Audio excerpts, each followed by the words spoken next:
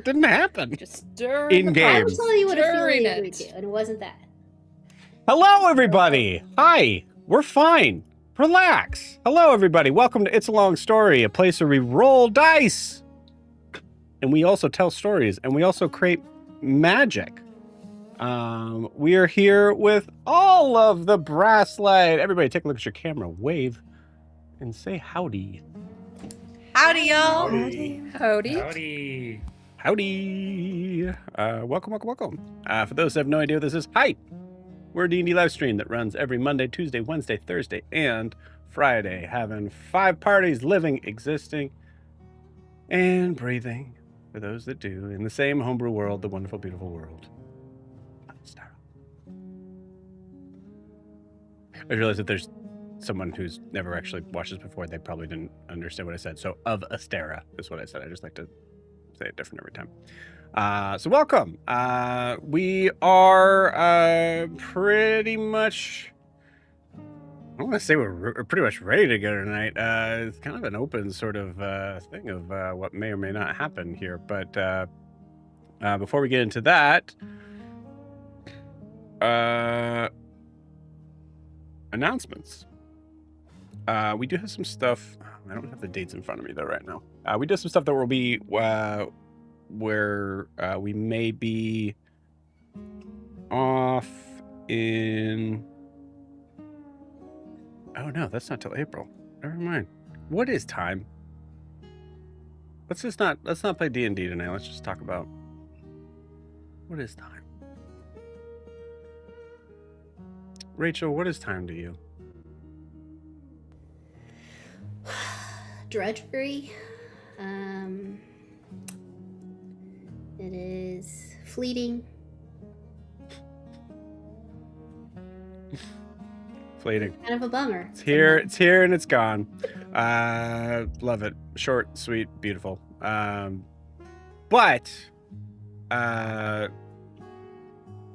while we are here, we get to have some fun and play some D&D. So let's move on to our sponsor of the year, which is Spotify. Not Spotify. Wow. Oh boy. That would be fancy. Yeah. That would be fancy. It's like, no, you know what? Nope, I got this. Everybody, hold on. Wait, hold on. I got this. Hold on. It's like Spotify, but for your D&D notes. Mm-hmm. It's Lorify. I just, nope. I'm not going to be able to save that, but it's Lorify, our sponsor of the year. Lorify, if you don't know, is an incredibly useful tool that we use constantly, all the time. We have 5 sessions a week going on. So it is a lot of craziness. There is only one DM, and that's me.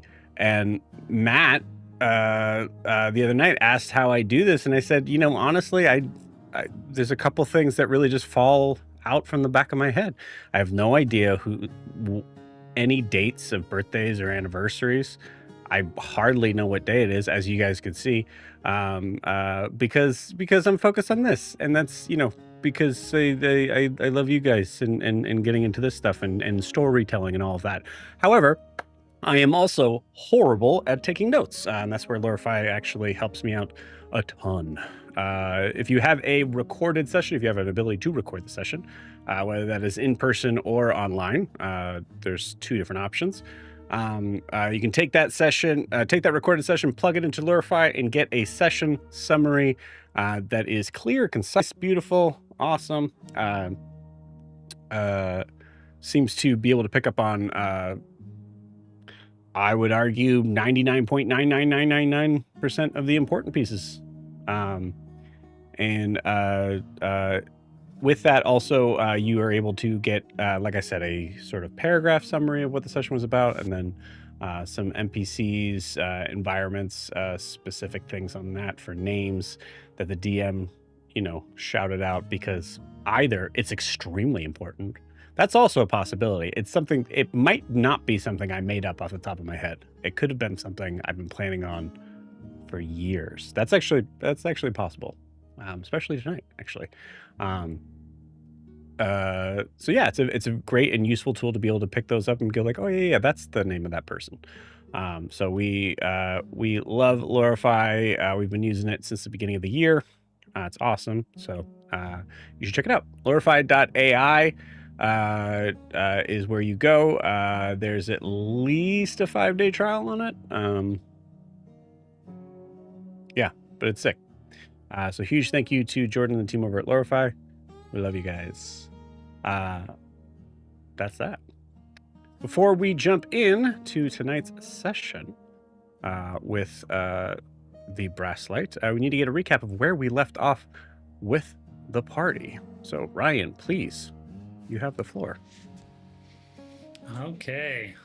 The Brasslight party, accompanied by Emilia, travels through the industrial Brass Bridge Ward to the Service Registry Tower, also known as the SRT, to meet Emilia Craswell.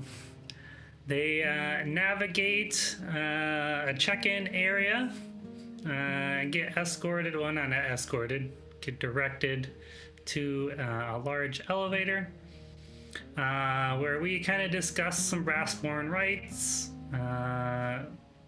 as well as encountering a small malfunctioning Brassborn in an elevator. And then kind of going up, we spot Advocate Seraphine Coyle. As the elevator ride goes up, Rasa was being a pain in the ass and kind of pushes Emmeline to reveal her free will, leading to a near emergency stop and the beginnings of a fight. But that was quickly ended as we arrived at the fourth floor, where we were interrupted by a potential assassin targeting Craswell, who Emmeline cast a suggestion on to leave. After that, we met Assistant Pip while we awaited for Craswell, who arrived frustrated that we were interrupting her personal time. A negotiation letter reveal from Madura, and then some history on the backgrounds of the party, as well as the information about Dominium stores threatening the production of Ignite, the loss of Rustwater jobs. The party forms a half-assed alliance with Emilia in exchange for not siding with anybody else. And I believe that is where we ended.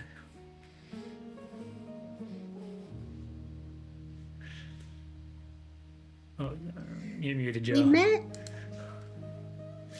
We met that other guy, and I don't remember his name. There was a custodian guy. What was he? So there was a foreman. You're talking about no, there's the foreman when you entered in. Was like the big buff dude, and then there was he was the Brassborn in the elevator with us, trying to get his hand repaired. No, yeah. There was that other guy. He was like a parts custodian. He was the parts manager, not custodian. But yeah, I'll pull up his name here in a minute. Let's see. Yeah, he was not wanting to be involved in politics all the way up until he decided he wanted to be involved in politics. You might be talking about someone else, because he very much is not a fan of what's going on. That is Hollis Brake. Hollis Brake. Yeah, Hollis Brake seemed to be a person who has giving a little bit of a thing that may or may not have been kind of cleared up. Whatever Emilia Craswell's dictating job before this entrance into politics and changing things and all of that, Hollis Brake seemed to be one that very much would appreciate her going back to that, because that's where he's at, and he doesn't seem to be very happy about the change of. the elf yeah. dude. Yeah. And then there was also Pippin Sallow, or Pip, Pippin. who is the kind of tiny little assistant for Emilia. Human, not halfling. And then I believe, the foreman's name was... actually, I don't even know if you guys got the foreman's name.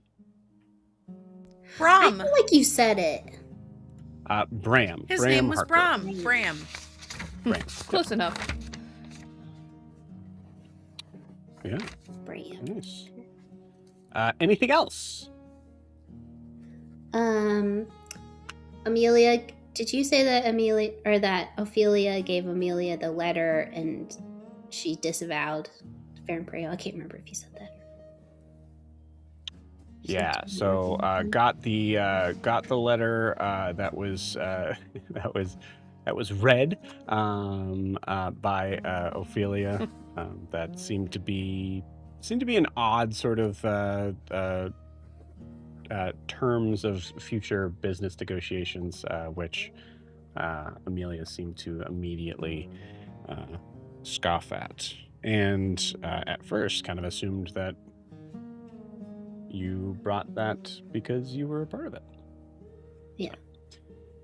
And then I just want to clarify what Ophelia agreed to, which was that anything that Emilia shared with us or that we do for her, I wouldn't share with someone else, with anybody else or other kin. Okay, so what she said was, any information that you are presenting to me, you are only presenting to me and not the other candidates. That was the thing that technically you That's agreed not to. what Ophelia heard. That's exactly okay, but that's exactly what you agreed to. And I mean, technically speaking, not everybody agreed to it so far yet. So we'll see where that kind of comes into play here. You guys ready to play some D&D? Yeah. Yes. Okay, cool. Sweet. Let's do it.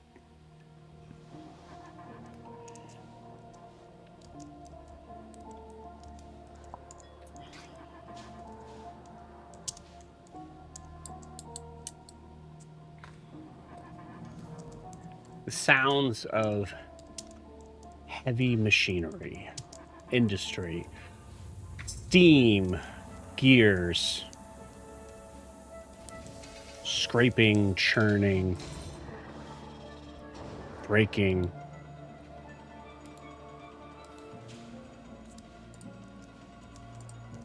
metal having a life in this area of Rasa, consistently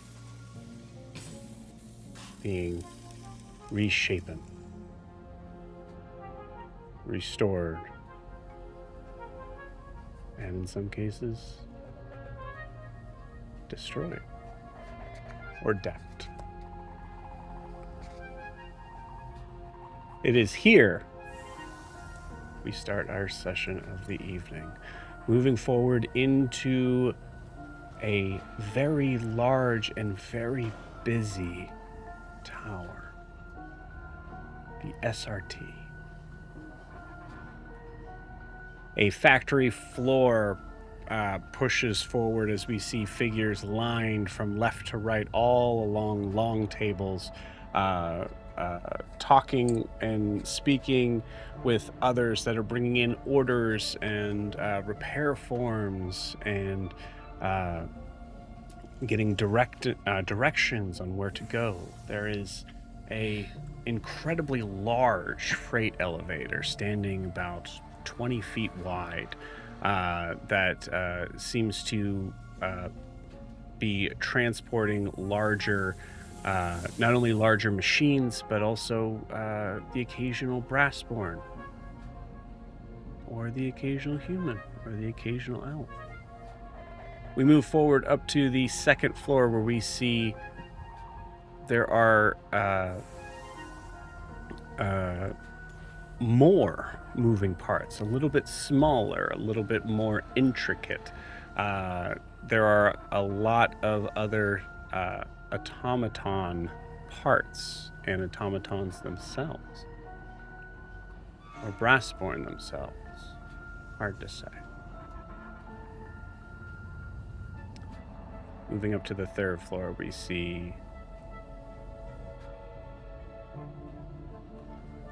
steampunk-style office cubicles of figures that are resting at their desks, scribbling away and conversing with figures that have come in with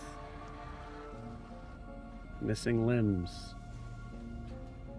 bandaged heads, all carrying some sort of form of paperwork, either to or from.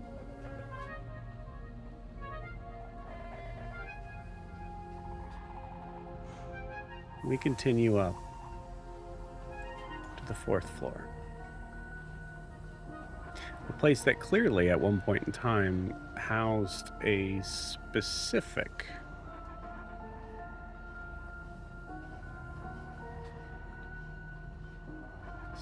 type of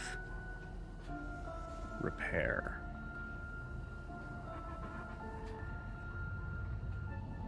Some sort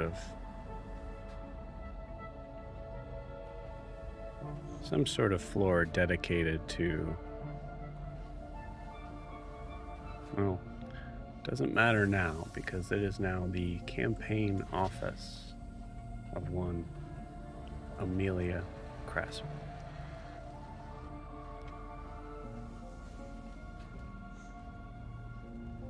Emilia Craswell, standing in front of a rather large sort of front desk, looking at you all, as you see right next to her is this large this rag that seems to have some soot sort of left on it. She kind of just runs it through her fingers.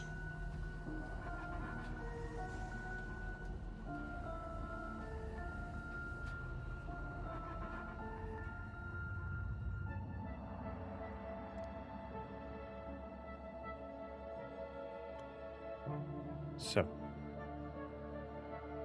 it's understood by all of us here that if you are agreeing to help in my campaign, if you are seeing a change that needs to happen in Bracia, I truly only ask one thing. Information that you gather from here on out is given only to me and no other candidate.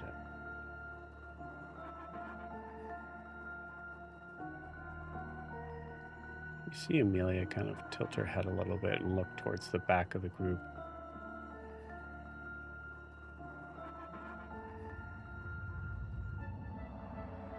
You've been quiet, miss.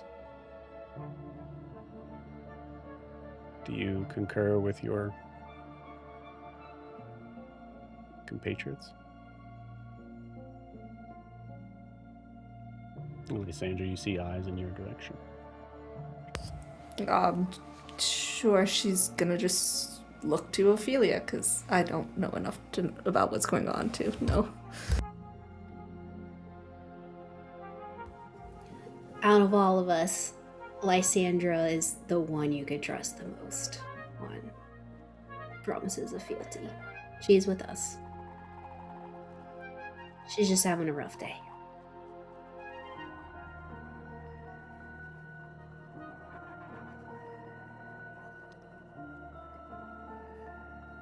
All right.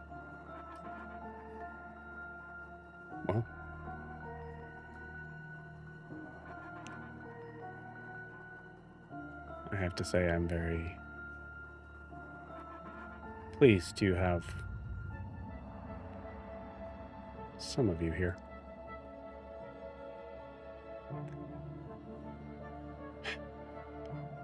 So, what have you gathered so far?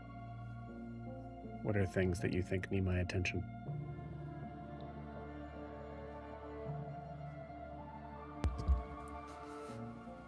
We kind of just dumped everything we kind of knew at your table here. Yes, it was very much a dump of information that was all kind of put together in this very confusing package. So why don't you lay it out nice and simple for me? And I'll say above board, you guys can choose to say, like, we relay A, B, and C, or you can RP it. Either way. What did we tell her about? Dominium? Ross's Ever? town. I would say, other like, farm. honestly, for a couple different reasons. One, because Kiki's only here now. Might as well start from the beginning. Okay. So And- I know one of the things that we talked about was that Whitewater had some kind of source of dominium, and Yes. Ignite is on the way out. Mhm.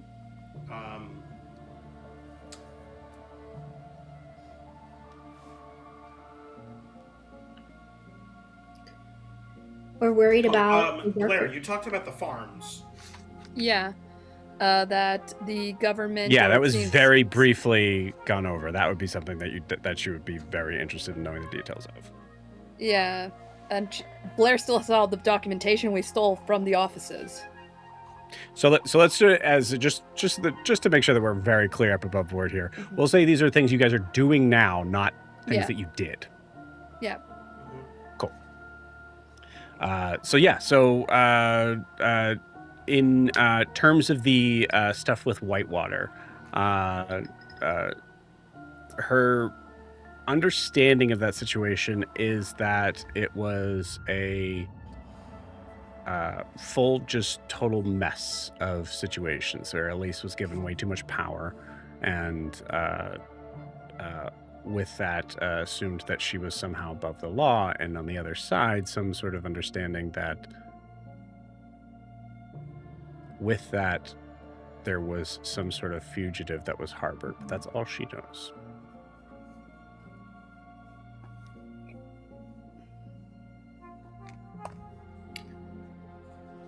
I'm gonna kind of tilt my head away and cast a message at Lysandra and ask, should we keep the 9th table stuff to ourselves for now? Sorry. No, yeah. I'm thinking.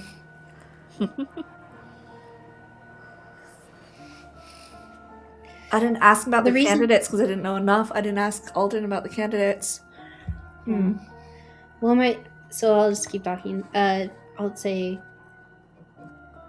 the thing is I'm still not convinced that she is making a legitimate run for prime minister. That she's got some other ulterior thing she's doing, and I don't want to talk to her about 9th table.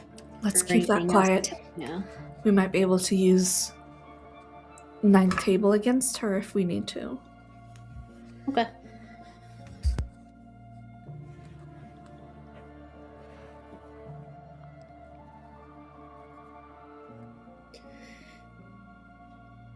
So I stated what she knows about the Whitewater situation.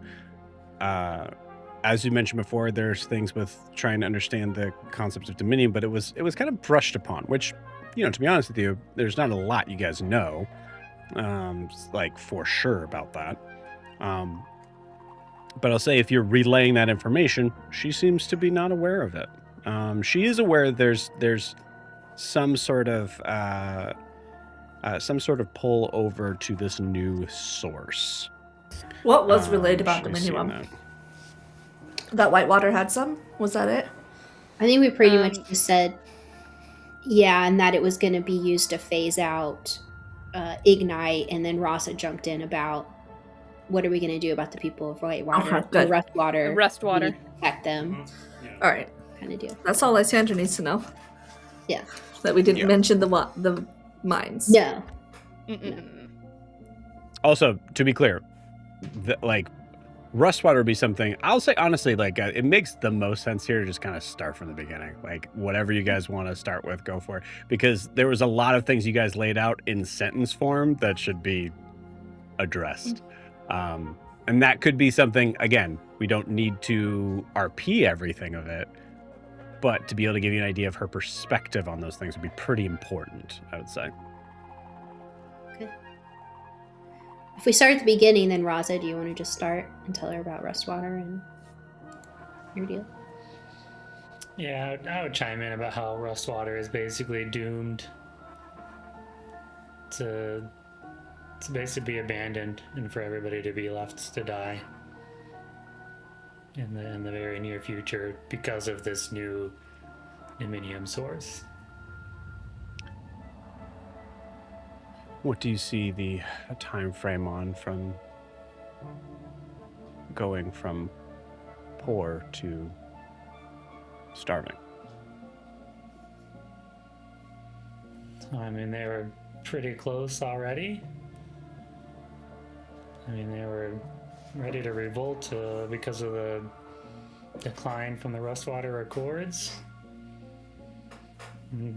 Bought a little bit of time by agreeing to come up here, but now I don't know what happens. I haven't been in communication with them since I left. And I would probably say they're on the edge of collapse, is what I would describe it. She makes a note to look into things with the Rustwater Accords. That's not something she's seen or that is aware of. She does mention that if she were to win, the reality of a situation like that would be that it would take several months to make any sort of lasting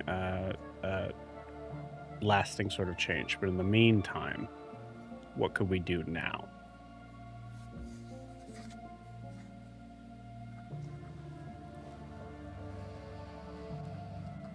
I don't know. I mean, we were hoping for an increase in the price.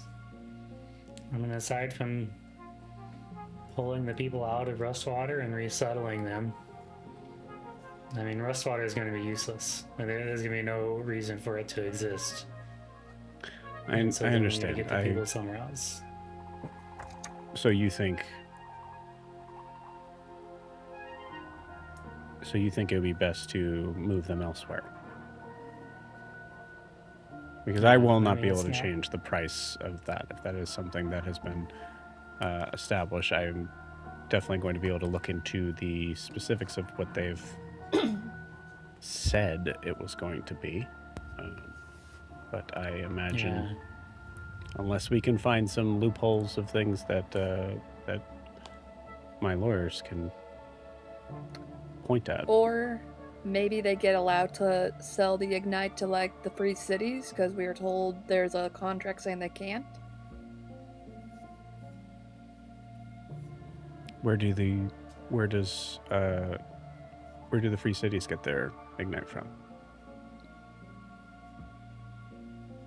I think they just... It's this Joe talking to Sarah.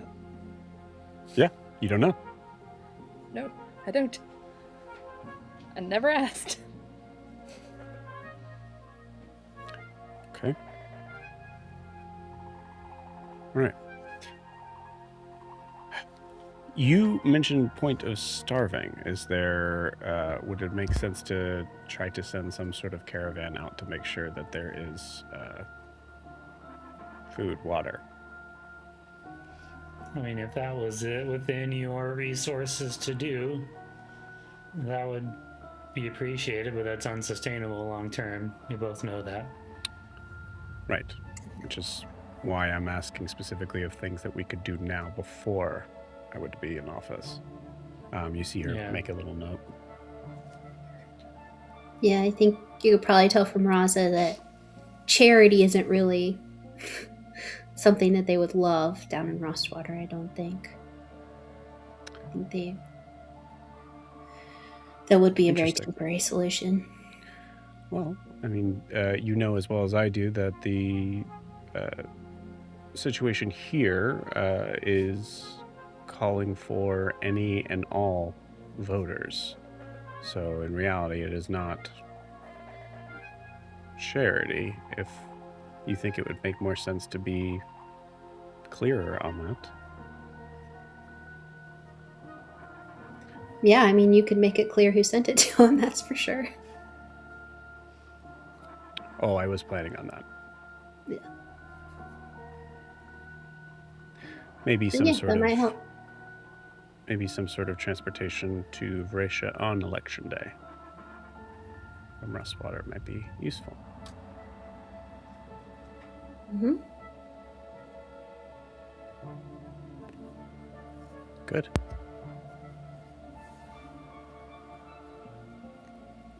All right. You mentioned these farms.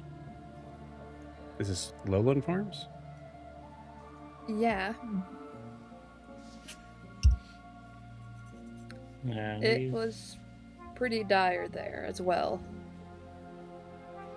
Yeah, we actually convinced a good portion of the population, as few in number as they were, to leave and head south to Nexus. Or to 2 points, whichever they could get to fastest. Just for the record, Nexus and 2 points are like months away. Yeah. I believe you directed them to Madura. Yeah. Oh, that's right. That's right. To Ophelia's bank friend. Yeah, Yeah. sorry, I forgot about that. I forgot to. Yeah, we sent them down to Madura, and I gave them some names of people to look up for assistance to get them resettled. What we found there was some corruption of some of the large landowners killing off their menfolk in order to steal Yeah. the farms. Because of that new law that women can't hold property. So their big scheme was to get rid of all the men and have it forced sales of the land. She And has a big smile over her face at that, which interesting. And it seems their whole thing was once they take over the farms, take these large automatons to just do all the work as well. Can I roll an insight? Is this a smile of, oh, that's weird, or is this the smile of, oh, that's not a bad idea? I'll be honest with you. I think you get an idea of like this is the smile of not the situation, but the political opportunities around that situation. Mhm. As Emilia is a female, she clearly, well, maybe not, I don't know, but like it's assumed that she probably wasn't a fan of that law either, and to be able to see that was done possibly to specifically affect this means that's a weaponized thing that she can use against her opponents.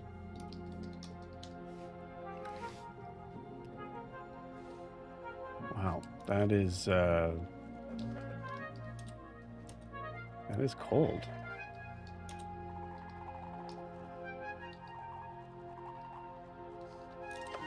Yeah, Do we have names for those involved? We do. You could just We say you give the names. We give the names. Give the name. You got it. Yeah. I do not expect you guys to have every NPC we've ever talked about on ready to go.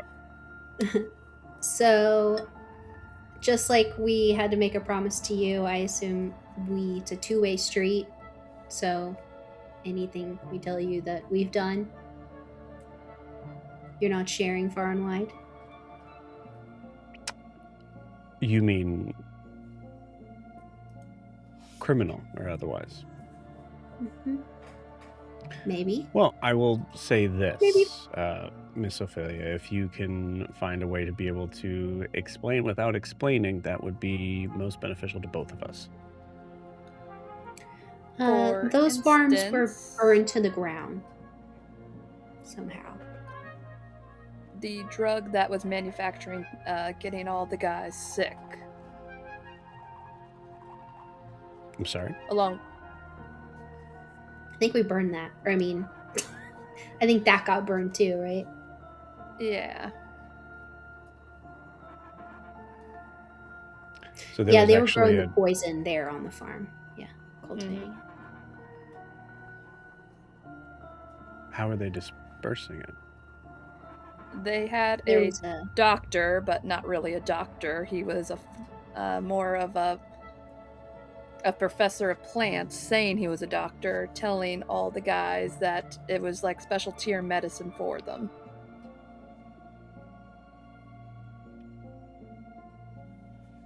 Wow. Okay. Makes a note.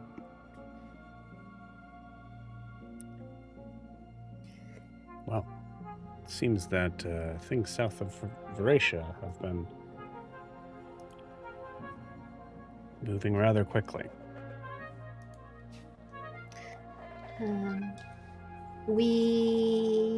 What else? We did not blow up the train in Rustwater, but we were there when it happened. That was fair and Breo.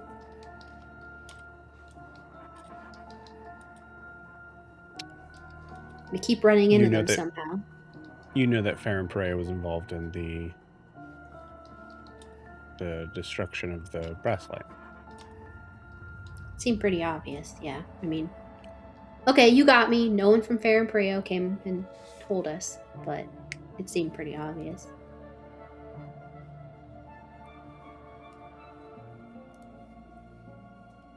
Do you have any proof of this? No. On the train, there was a message that said Farron Pareo carved onto the wall. Wouldn't call that proof, but useful.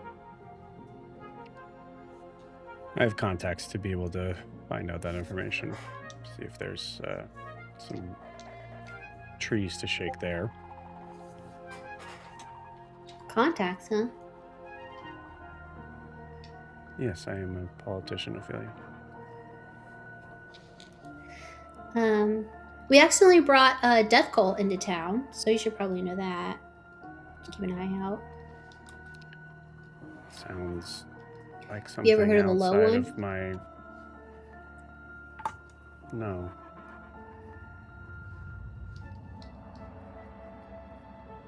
Okay. They were Well, if you ever responsible hear for of a the little attack man on the named- prison. Yeah, they're the ones that did that. Did you ever meet a little guy named Jericho? He is not sweet. He is not innocent. He definitely threw me off a balcony the last time we saw him. And if he offers you any help, please just walk away. He wants to crash the moon into Abervar because there's people on it. So he's crazy.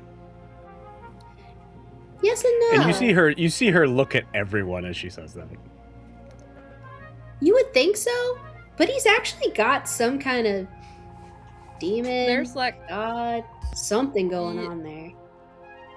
yeah, I could say from first account that there is some kind of force that is truly real that is backing him. He's got powers. That's how he blew up the prison. And he had all those weird sand zombies crawling all over town. So Jericho and this faction called the Low One blew up the solar It's like demon. yeah.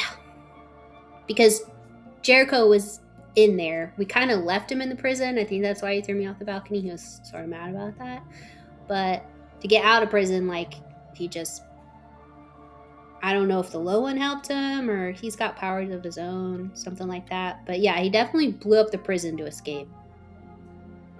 Timothy's going to turn to Blair. Blair, do you think maybe she could help get your brother and Gaspard out of prison? I wasn't going to mention that.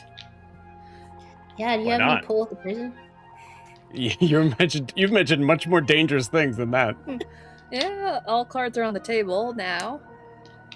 My brother and a friend of ours, Gaspar, is in the prison and they're being held there. If you could get any pull or something to get them out on probation or something. Get them out of Absolutely the- not. I don't do any favors for friends on the idea of them being incarcerated. All right. But they're being falsely accused of helping Fair and Preo. They were They're literally not terrorists. in the prison when it happened. They have no...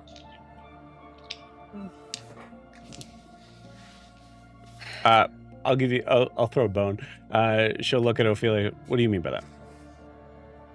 Because all you said was, "Hey, we have some friends. Can you get them out of prison?"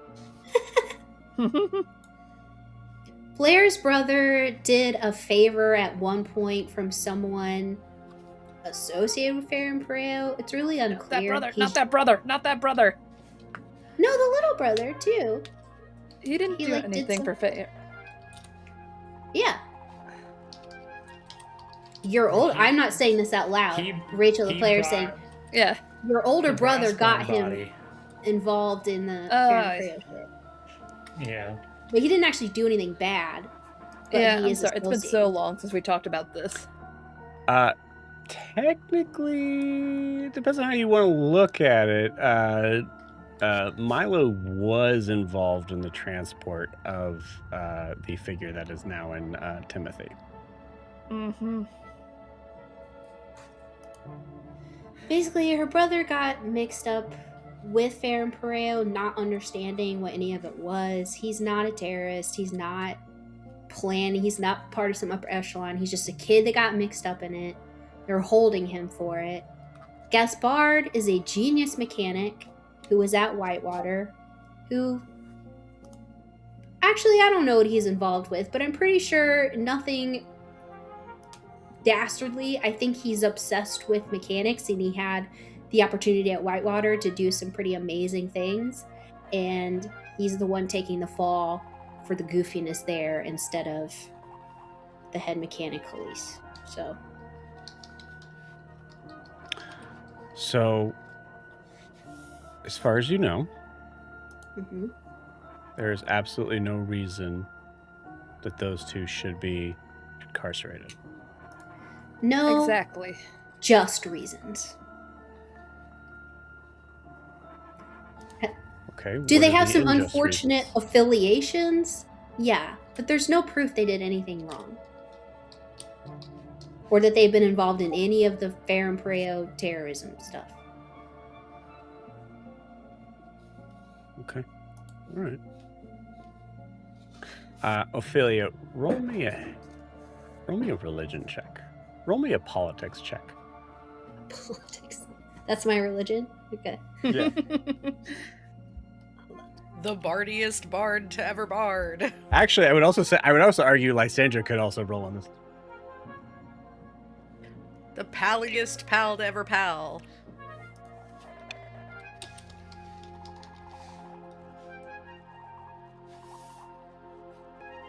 Pretty good. It's an 18.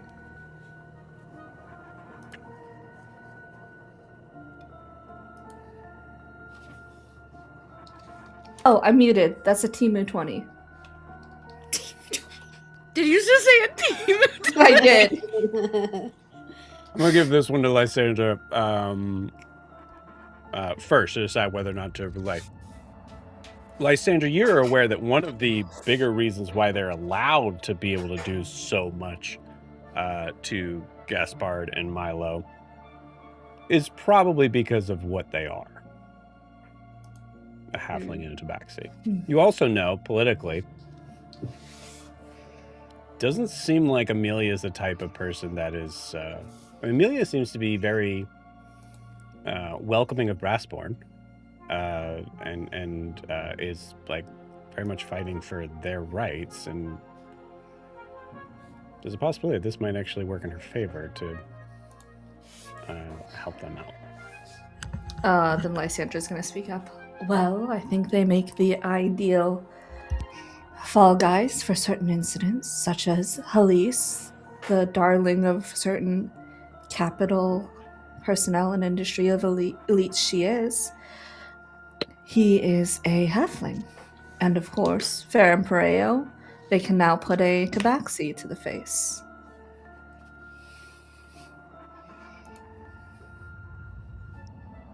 The two figures that you're mentioning are a halfling and a tabaxi. That is correct. That are being Yeah. wrongly imprisoned. And she just gestured to the magic disguise on herself. Yeah, my brother is a tabaxi.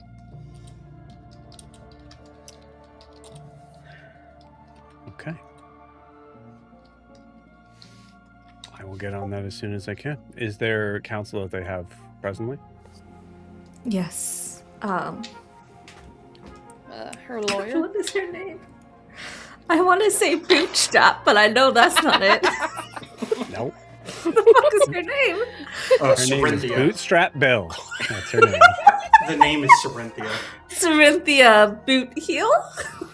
Yep. No. Corinthia Boltvale. Bolvale. Yep. Oh. Yeah. Yes. Okay. Great. I have met with Corinthia a couple times.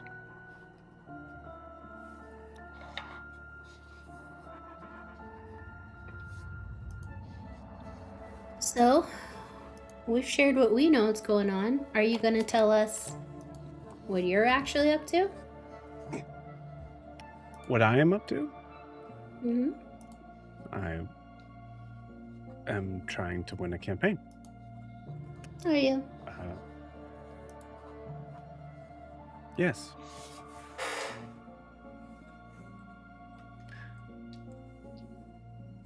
Ms. Hargrave, just because I don't necessarily stoop to some of the tactics that your family has clearly felt accustomed to moving to, does not mean I don't very much care about my position. And more importantly, the position of my constituents.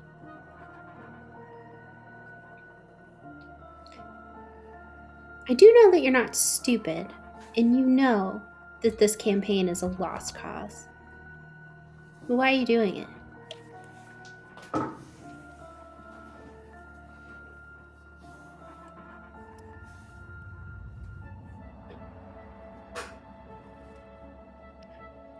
There are a lot of forces in play that I've recognized that may make that field a little more even than it may seem. What forces are those?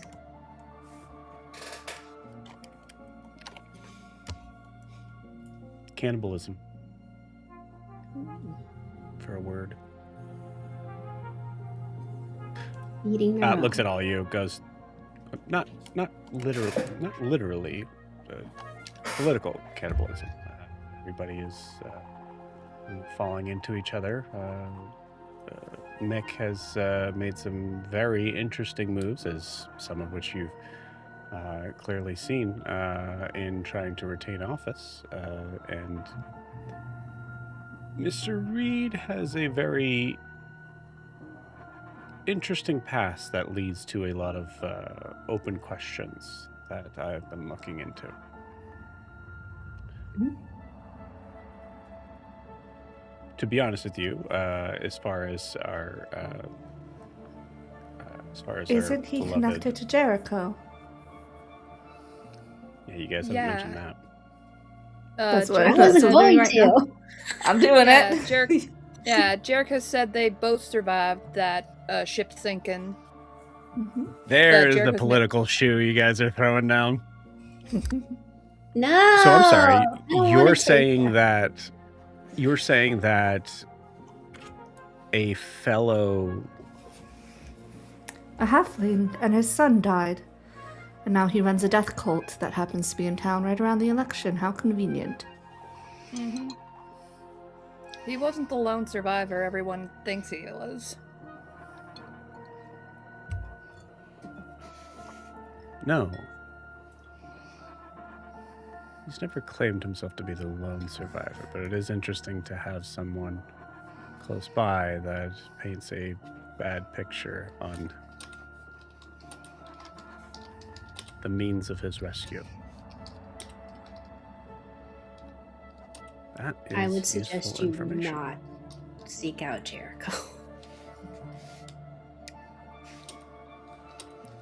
Or do so with far more forces than you might expect. I have no interest in speaking to the halfling directly.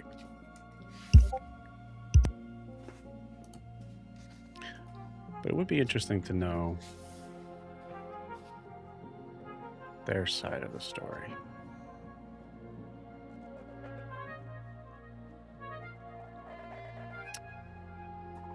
So, one thing that clearly you all have done some very impressive digging. I do have to applaud you on that. There is a significant amount of information that may be useful to me.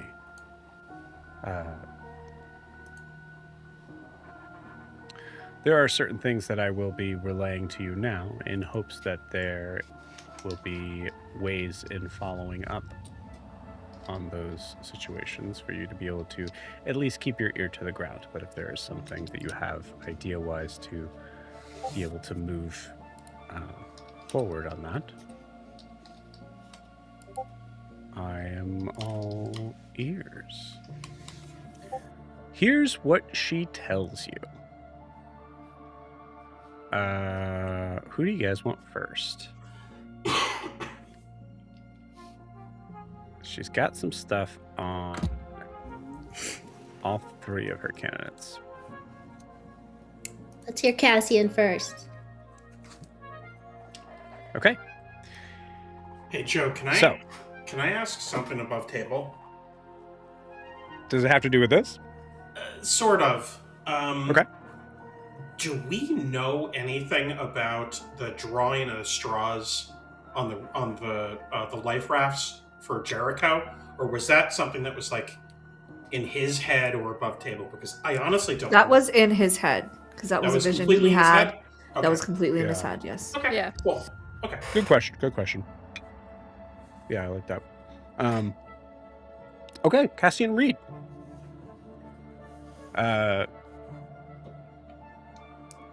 The Capricia shipwreck beneficiary question. Reed's survival story is real, but someone definitely profited from this. Insurance, salvage rights, cargo claims, Reed's rise all seems to be tangled in around the same time as that.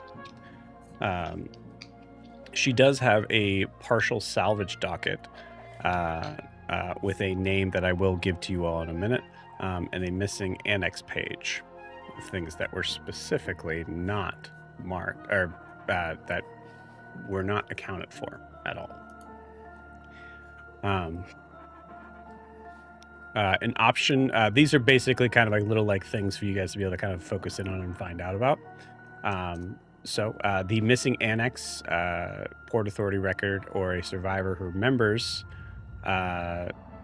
could help and pull the strings there.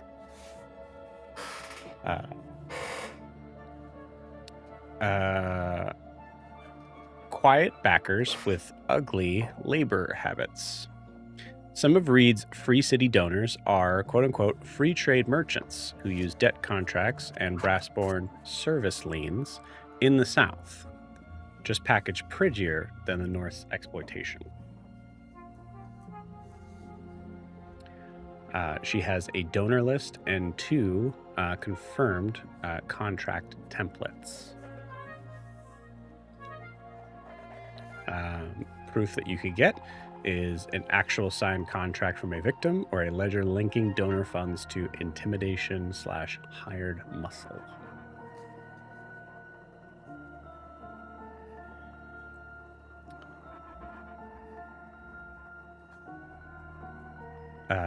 That is it for Cassian Reed.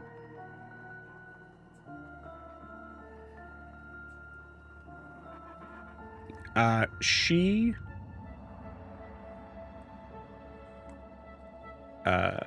explains her view on Cassian Reed.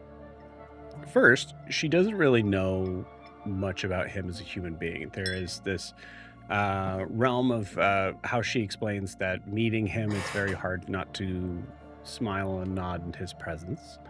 And that's not something that comes very naturally to her. So she does find that disarming and then later on alarming. But she absolutely distrusts his politics. Freedom for commerce becomes freedom specifically for the powerful, is how she would view that.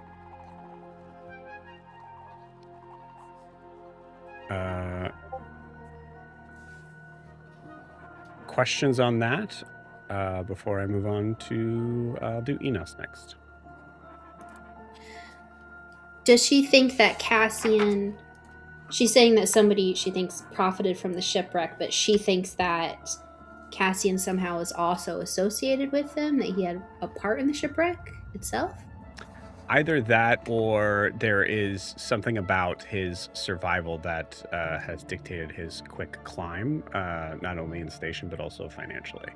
There's a possibility that, the way that she would put it is that maybe he had, some sort of contacts or pull somewhere else that were able to figure that out and then therefore blackmail the people that were involved. Just a thought, she says. Mm-hmm.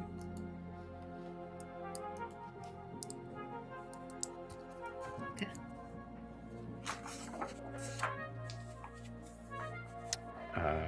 Any other questions? Does she know how much is in his war chest? She does not.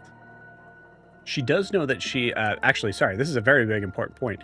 She does know that for some reason, he is actually backed by the Church of Orem.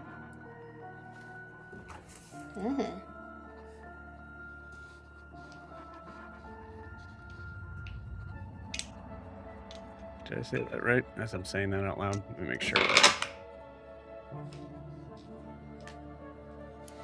I think that's what they were called. Because the priests were called Oryx. I remember. Oryx, yeah. I'm 90% sure that's the official name of the church.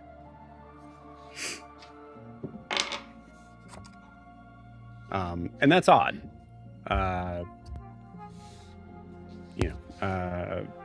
Judging from well, he doesn't really know a lot about Church of Orem, but Ophelia does. So that is something that Ophelia, you could relay. Sorry, a lot is to say a lot. You know the gist of them. Yeah. So I'll ask her, do you know what his war chest is? I assume she says no, but he's backed by the Church of Orem. So I'll just tell the group. He's got a lot of money. Someone does. Someone that's backing him does. Is he possibly backed by this new city or new country or continent that we've come across? I don't think we brought this up to her. I know what Rasa is right now. Yeah. I don't know. We still don't know what's going on with that or if it's real. So let's move along. Well, it's a big... Forget Rasa said that.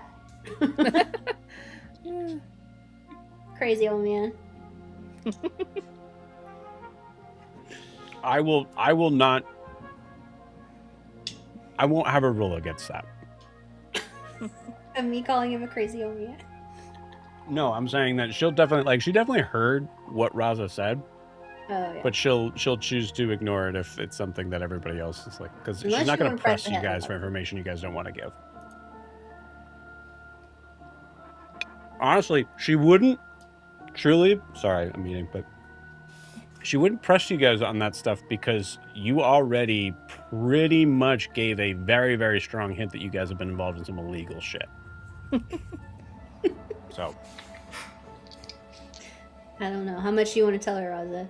I'm just avoiding anything with Ninth Table or I would be concerned would about that tell too her. because we found out about it from the missing document, so that puts her friend at risk. But I think we also found out about it from Reed, did we not? Mm-mm. No. No, Not from we Reed? It was only from know Ophelia's from friend. Ophelia's friend who lost those documents and is in deep shit already. Freaking out. Yeah. Mm-hmm. Yeah, but she's not in deep shit because of Emilia.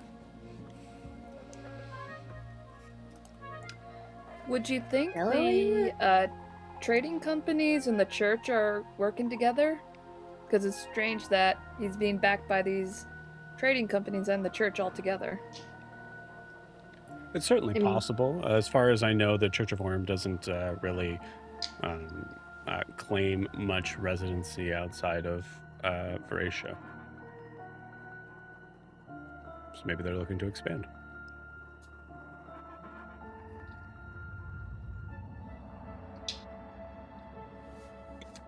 So what's your war chest, Emilia? Who's backing you?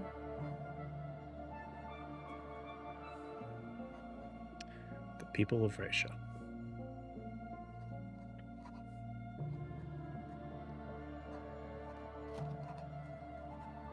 If they aren't part of the lead, I haven't seen a lot of gold flowing through those streets. She looks at you and goes, "You wouldn't."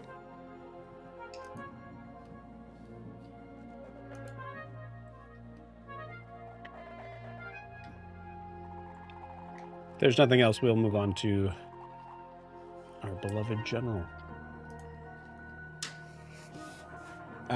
I'll read in order from what's going to be given now. What Emilia feels about Enos Fenwick. She believes Fenwick genuinely thinks he is saving the country, which is very dangerous. That means he'll do horrifying things with a clean conscience in the idea of protecting. She sees him as the candidate that would most likely, that is most likely to turn Veracia into a garrison state. Essentially a populace designed to be protecting itself and only itself, with fear and a lot of other sort of factors being able to boost that concept. Something that I would say that for some of you, as you are hearing this in your limited time in Veracia, people definitely get scared in Veracia. So, what she has on him. Planned security escalations timed to justify martial law.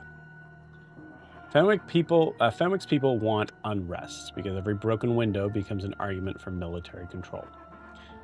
She has one informant inside his inner circle, a schedule of deployments that doesn't match reported threats. Essentially, the Raptors have been doing more than what has been officially logged. Something that you guys kind of already know.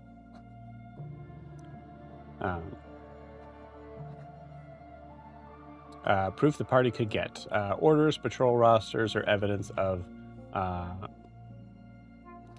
people being paid or armed by Dominion-aligned intermediaries.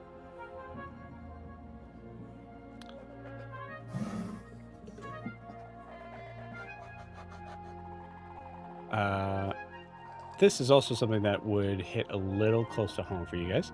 A list of subversives already drafted. There is a pre-written registry of union leaders, pamphleteers, sympathetic magistrates, people to detain for stability. Emilia actually tells you specifically that she suspects her name is on it.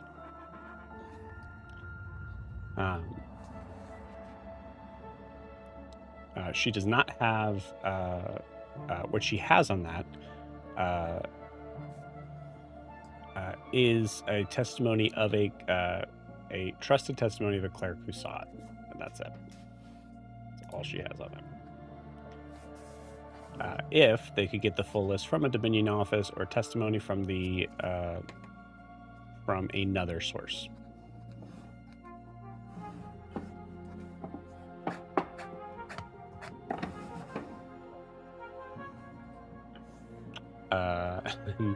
Lastly, blackmail leverage on magistrates. Fenwick's faction uses old case files and scandals to keep magistrates compliant. So law becomes a weapon. What she has is 2 magistrates' rulings that flipped after private meetings, plus 1 blackmail package rumor. Something that you guys would connect with that is that the Judge Steele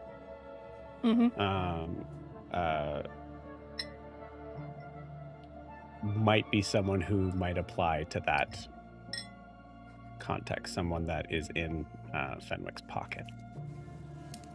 Yeah, because Ophelia had that blackmail information too about his dirty business. Yep. Proof the party could get is the actual package itself, or a magistrate willing to confess if the party can guarantee safety.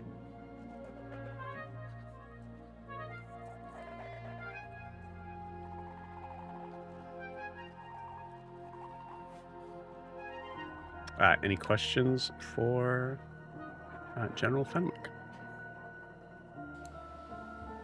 Where does he stand in the political rankings? It's difficult. People that are voting with fear are definitely going to vote for him, especially if there's any sort of furtherings of violence in the city of Rasa, as you may have noticed in the past few days. She says so kind of loftily, like, if you were involved in that, I don't want to know. That could bode badly for those that would vote for him. But as far as I understand, I am ahead of the general. That's something, at least. Isn't that the cannibalism that you were looking for? Yes, indeed. Now I just need the proof of it. Your trusted cleric that saw this list, where's the lead on where it might be found? Do you have a lead for where it might reside? It would definitely reside in the Dominion offices. It makes sense that you would all possibly be trying to avoid that, given one of you guys did kind of give one of you guys did give a very strong hint of that you guys were also incarcerated. So that's why she says that like that. But most likely the belly of the beast would be the best place to find that information.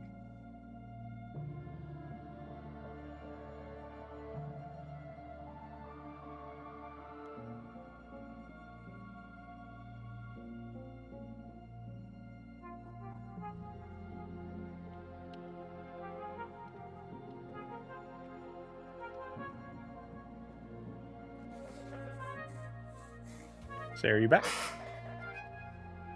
Yeah. You're okay. Kind of coming in and out a little bit.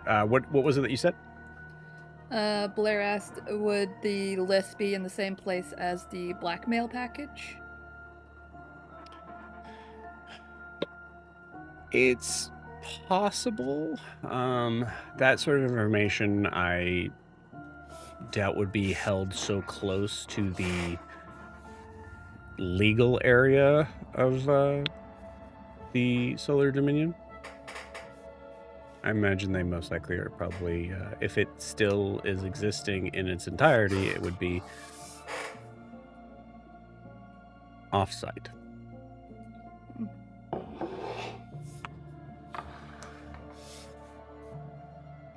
Do you know if he's using the death of his brother as propaganda or martyrism?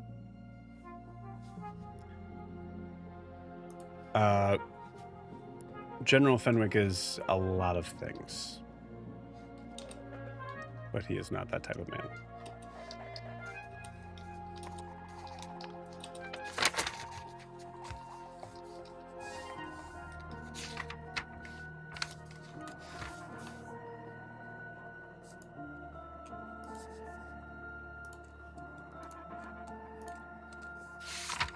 All right. You guys ready for what she has in Chancellor Mick Adair?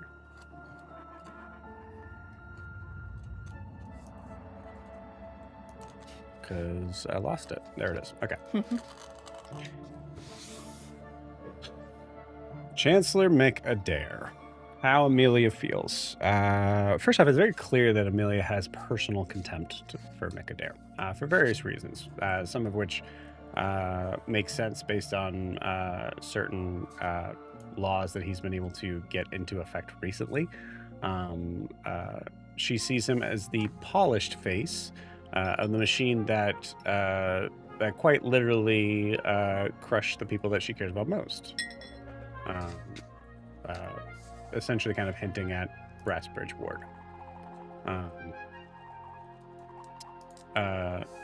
She believes, specifically she'll put it in phrases of, he is not the cartoon villain that some people like to put him out to be. He is much worse. A man who can justify anything as quote-unquote stability.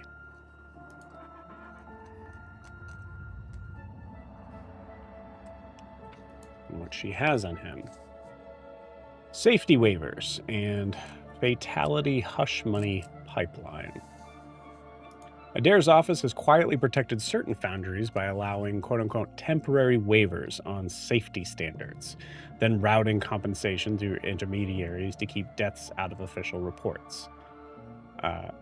As she explains that claim, you guys, Emily and you specifically, because I don't think it's a mention in-game, but Emily and you specifically kind of think about all of the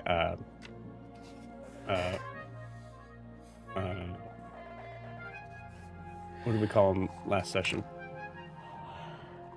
The like jail bonds. Automatons? What's that?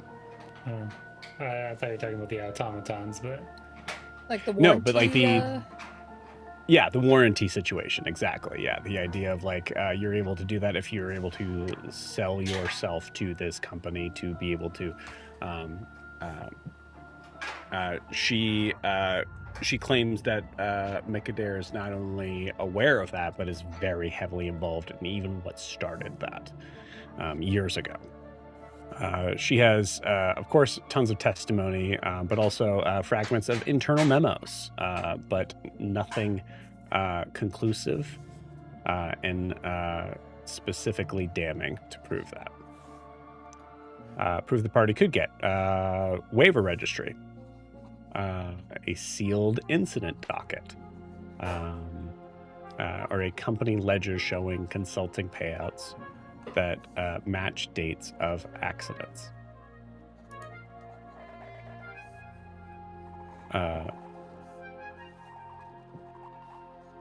Next, election influence through quote-unquote guild relief funds. And if this kind of raises possibly your eyebrow on the situation, the Ironbound aligned guilds donate relief right before elections: food, fuel, housing vouchers, then suggest how recipients should vote.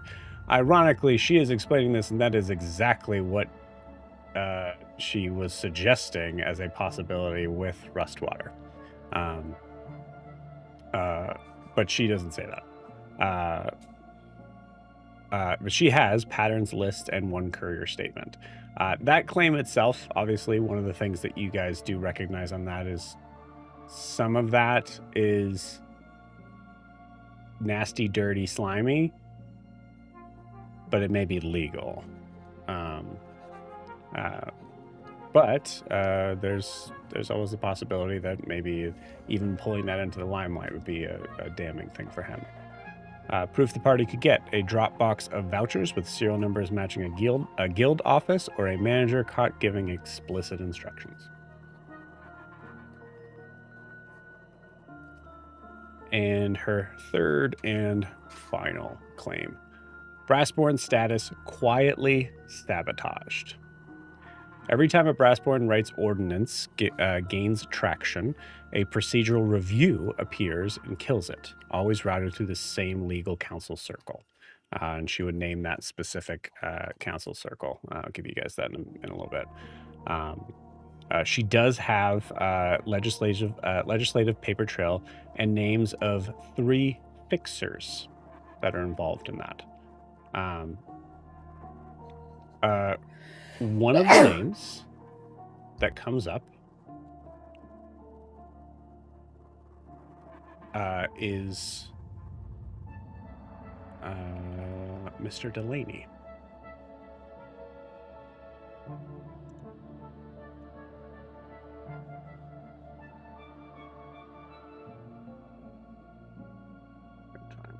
So you guys can see, just to remind yourself. There's a ton of names. So.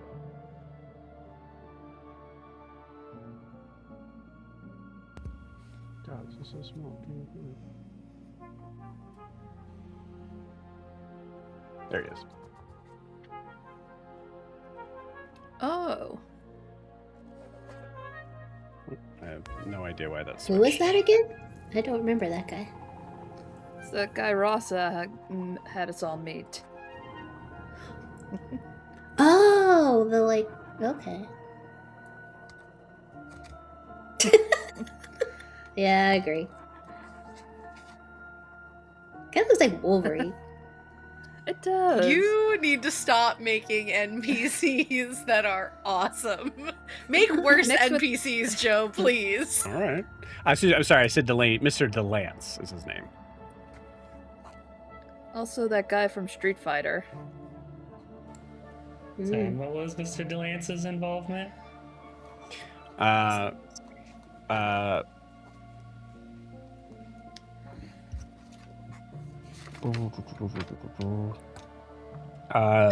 DeLance is a known quote-unquote fixer that is focused in on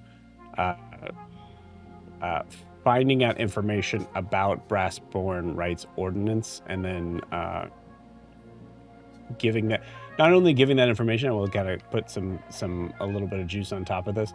Seemingly certain situations sometimes happen where witnesses and people that were going to testify all of a sudden just seem to either disappear or change their mind.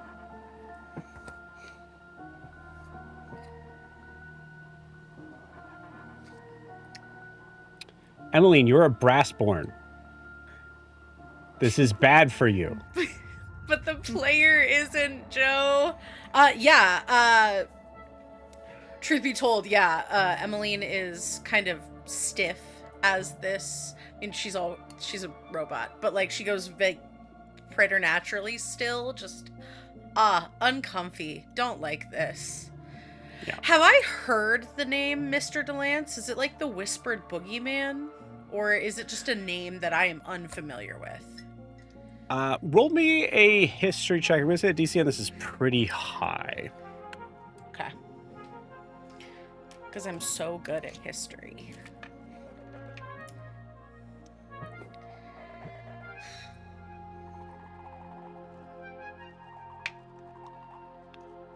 Joe, listen. A 10. Beautiful. Yeah, never heard of Lance in your life. Great. Cool. Is there any, do you, paper trails or even whispers that these guild relief funds are actually, he's causing all, the famine or these towns to have to get relief, so they will vote for him? Well, I mean, it's certainly possible. The chances are has the advantage in a couple of different ways, and one of which is that he is currently chancellor. So if everybody in Abervar that is okay with the way things are vote, they're going to most likely vote for him.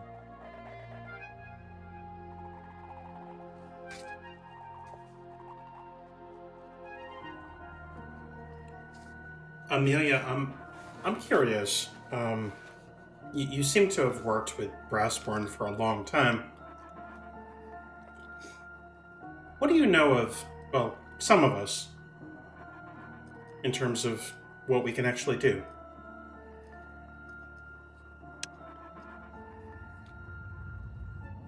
Roll me an insight check.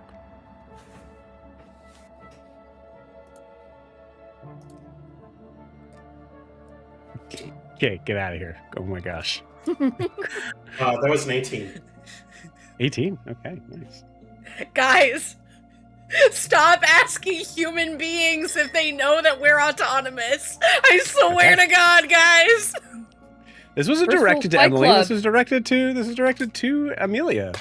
So, here's what she says to that question. Mm-hmm. As you said, I've worked with Brassborn for a very long time, all my life. And I have found myself to be very close and very fond of most of them. Not fond of how they're treated, of course. But as far as their skill set, I have found Brassborn to be, in every way, just as capable, if not more, than anyone else.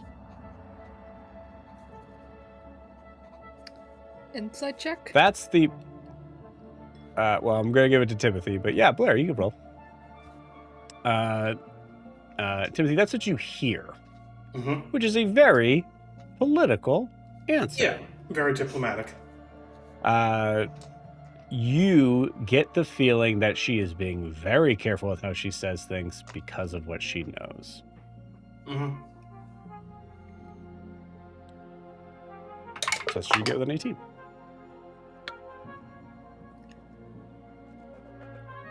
I only got a 19. You only got a 19? Yeah. Okay, you got what Timothy got.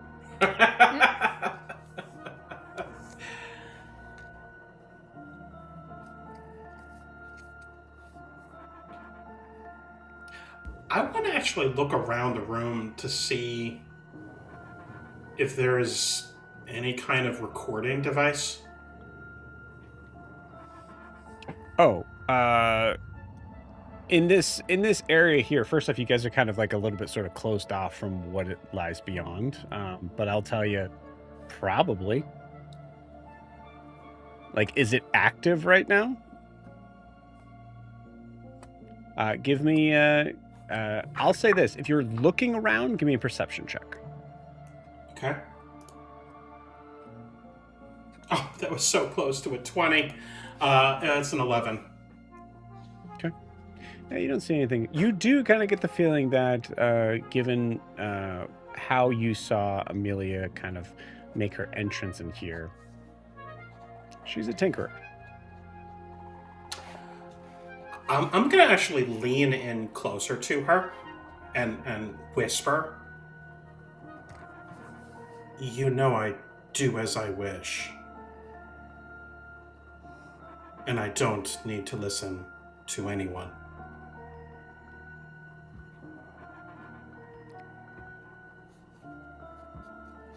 I would recommend that you keep that to yourself.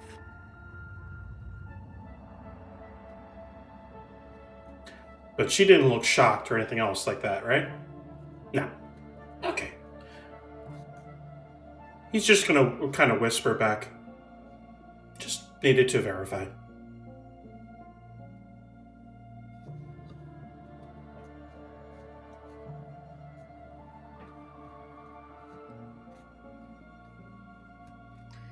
To be clear, my job before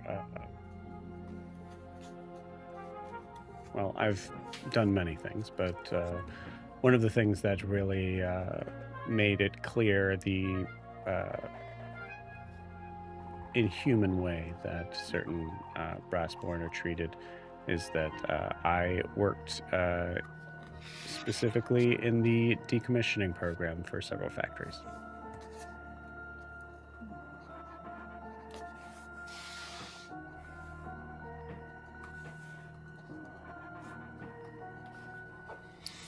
I have 3 questions. Sure. 1, do you know this Mr. Orsam?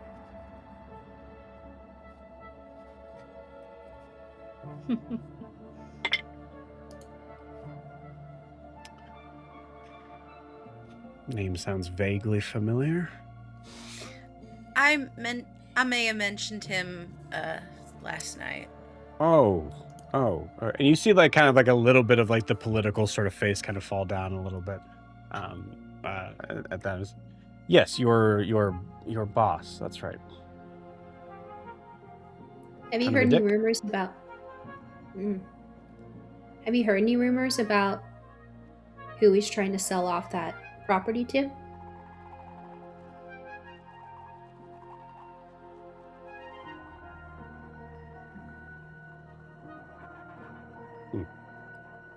No, I haven't. I wasn't aware he was trying to sell that property off.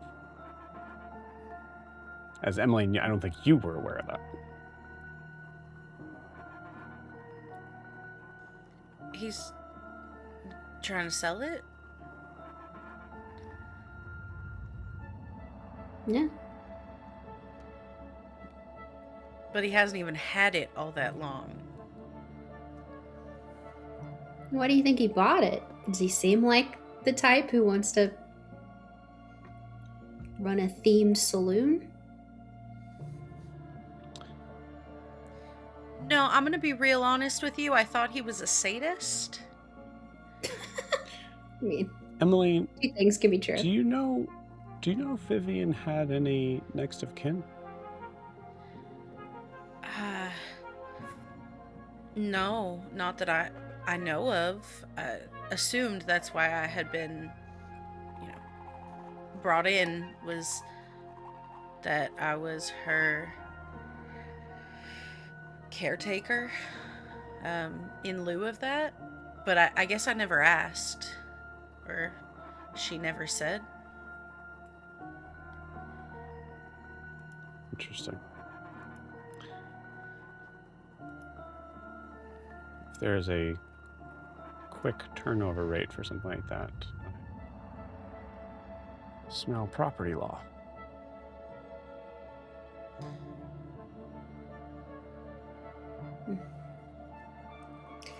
Let me I can look into it.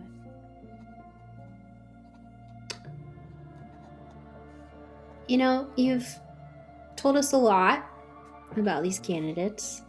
Still not a ton about yourself.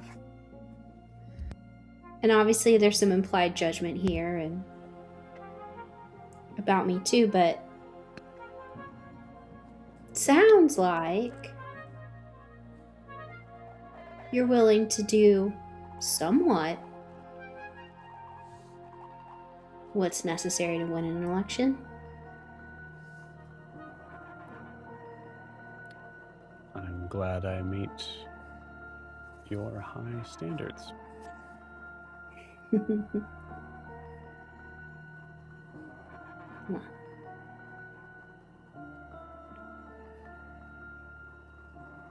Just making sure you're not looking for proof that you're not totally delusional. I believe that it is Vracia that has been in the delusion. Especially on what makes the city run. Last question. How much of this do you plan on using in the debate?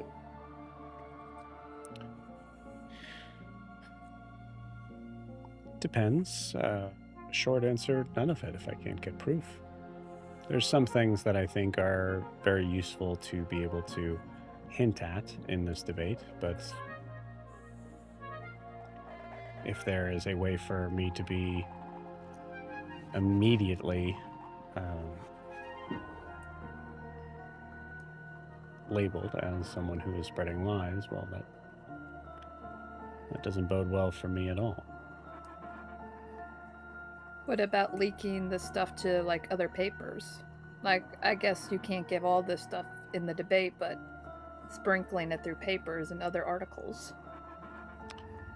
There's a question on whether or not I can trust certain figures, especially in papers. The political gamut that has run amok in this city for years has very, very, very deep fingers. I have not found myself to be closely enough connected with any specific newspapers to divulge that information.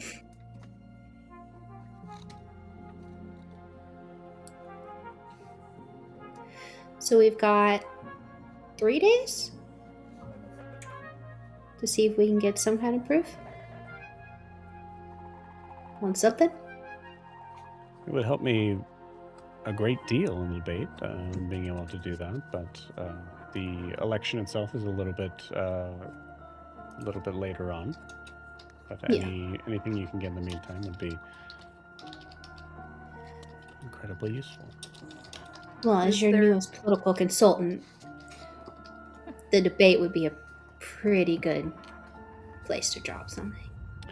I know that you're kidding, but please hear me very clearly when I say in no way are you considered to be my political consultant. I've already started designing cards.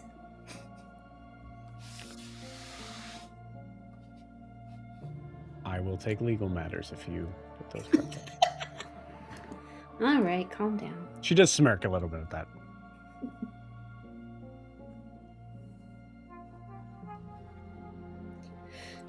All right, I'm satisfied for now. Is there a particular candidate you would want the information first? Well, For the debate, at least? Obviously, Chancellor Micadair could use to be brought down a few pegs. Cassian Reed, I think, would be the next one to worry about. If there are more reasons for the city of Veracia to be scared and worried about their own safety, that would be the only reason why I would say General Fenwick is a concern. My view is that at this point in time, if you give that man a podium for long enough, he is going to write himself a ticket off of the candidacy. Can I propose a different way to look at this? When I asked how you plan on winning, you seem to imply that you have a chance if the vote's being split. If we're able to knock one of the other 3 out of the race, whose votes would you most likely be able to get? If Micadair, if we concentrate on knocking him out of the race, are the people that were voting for Micadair suddenly going to vote for you? I don't think so. It would actually strengthen probably Reed. Why don't we concentrate on knocking out the person whose vote you're most likely to get? Which may be Fenwick, because Kooks vote for him, and frankly, Kooks are voting for you.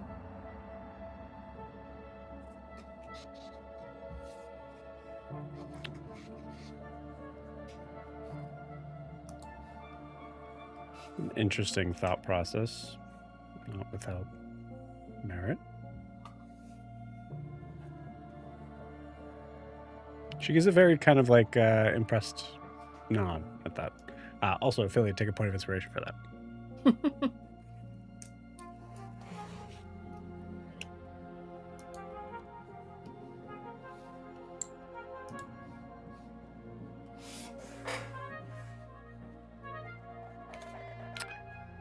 Timothy.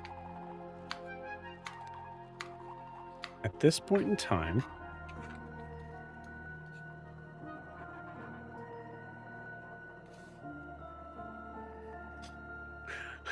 be honest, I slightly hesitate because I don't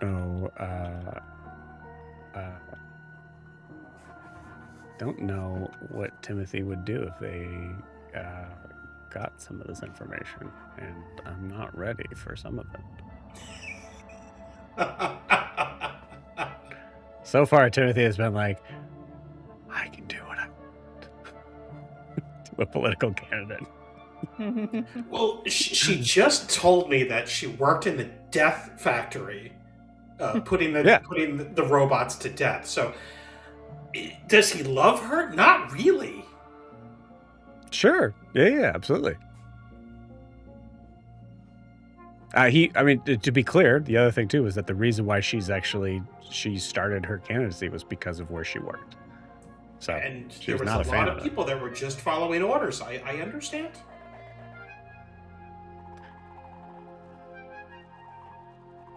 Very interesting way to look at it, I'll say.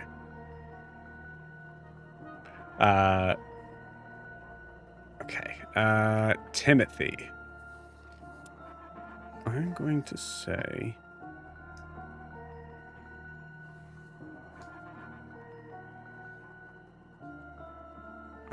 that I would love for your character sheet to pop up. That's what I'm going to say. Did you need a link? Okay. Nope, got it. Give me a survival check.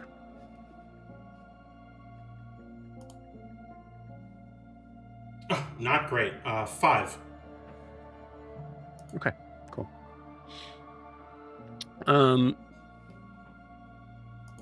Yeah, I think as you're viewing this person, I think actually kind of like gleaning from that perspective of there's an inner sort of like just twinge of whatever you want to call it, anger, justice, revenge,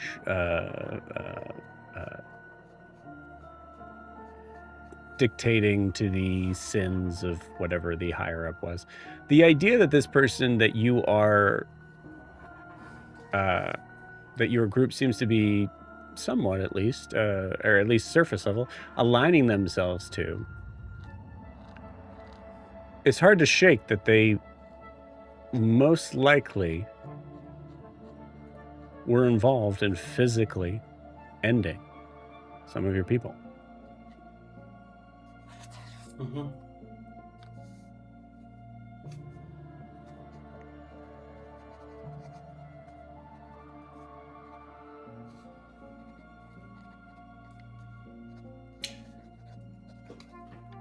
I think actually Timothy turns to Ophelia and turns to Rasa and says, we've told her a lot. What exactly are we going to be getting from all of this?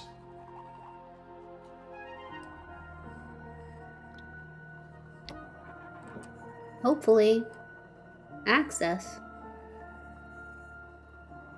Foot in the door to... I'm casting message, by the way. Okay, I was gonna say she would not agree to a lot of this. Yeah, go ahead. Is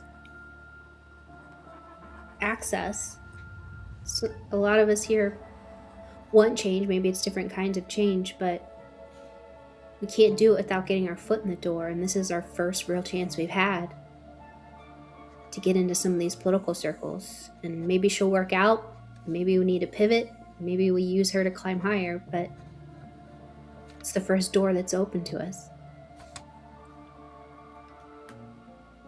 I assume you don't mind me being unsentimental.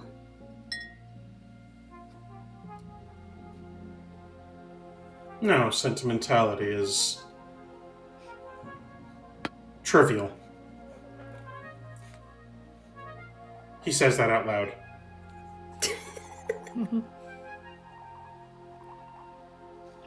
Ophelia just pretends not to hear him so that they won't talk.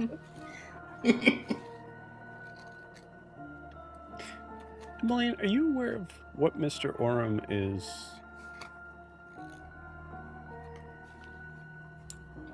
being offered? For the saloon?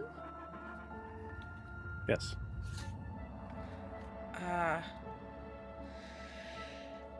No.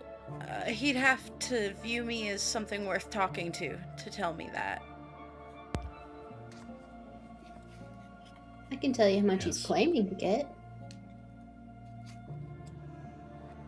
Sure. 40,000 gold. Oh my gosh! Don't worry, he's not here.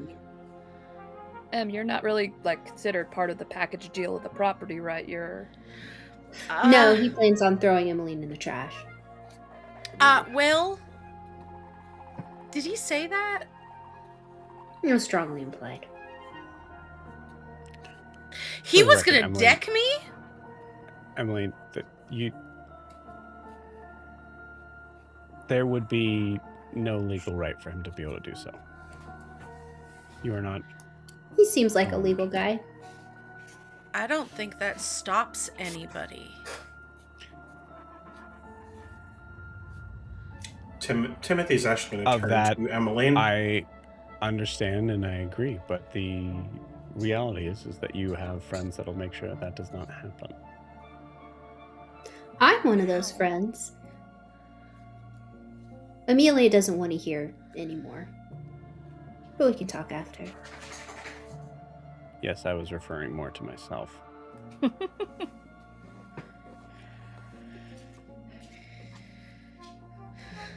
Timothy, what were you going to say? I think Timothy's going to turn to Emmeline and say, "And do you still trust these people?" Miss Craswell? People. I knew what she used to do. We talked about it. Yes, I trust her. She's the only person who gives a shit.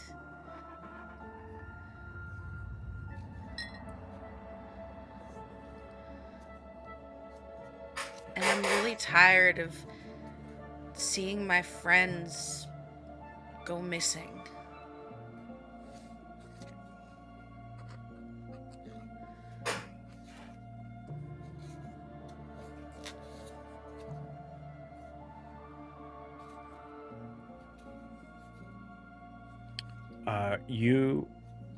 For those that are watching Emilia, you see Emilia all of a sudden just kind of like, her head kind of picks up very suddenly.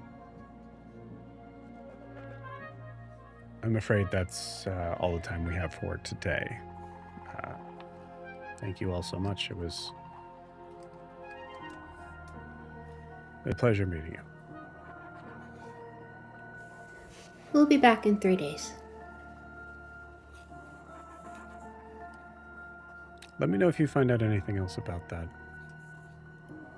saloon deal. Will do.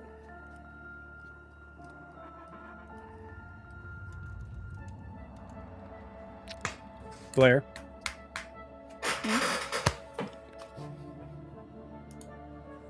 I'll talk to my people about your brother. Thank you. And don't forget Gaspar. Hold on. Might I recommend considering your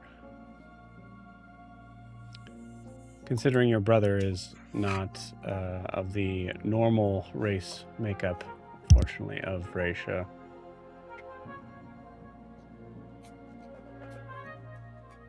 I would find a way to be able to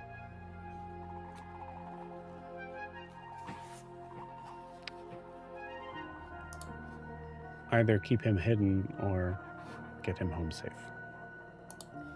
Yeah, I was given those options as well. Thank you.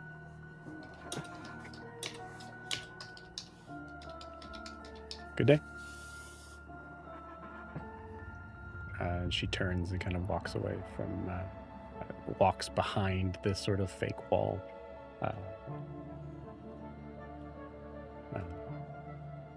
and leaves you all to it. You also do see at this point, about 30 seconds later, you see Pip come out and goes, okay, so it sounds like it was a very good meeting. I didn't get the details on this, but if there is any sort of follow-up questions that you have, please feel free to relay them to me, and gives you his card. And I will make sure that those messages will be relayed to Miss Cresswell urgently. Do you have any also other points of contact around the city if, as we're going about some of our assignments, if we need to get word to you quickly? Is there any other avenues? Or is it just you? Great question. Most of the newspapers have messenger drones that can get to me rather quickly. That might be the safest bet.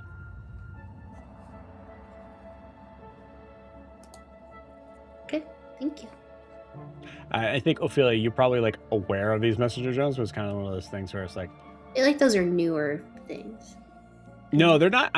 Well, actually, that's a good point. They would definitely be newer. They're also kind of clunky. Like it's very clear, like you need to get a message across, and it's not a private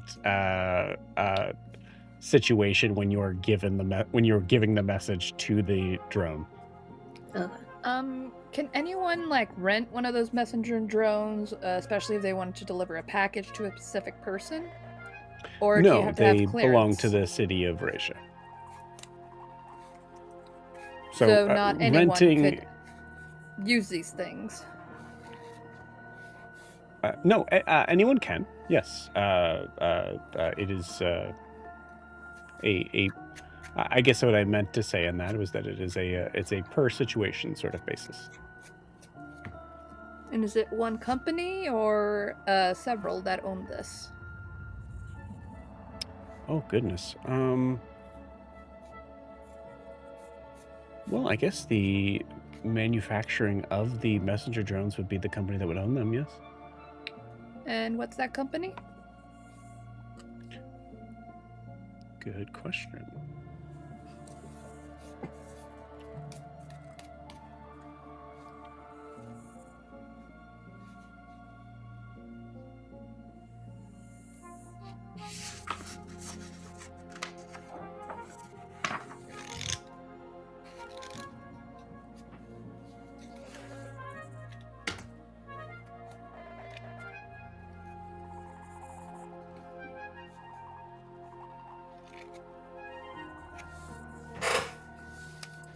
I'd say he probably, you see him kind of go to his desk and start to kind of like go through what looks to be like a almost like a yellow pages like sort of document of like different factories and who owns what, and has it's this entire sort of large book of like on paper who owns what.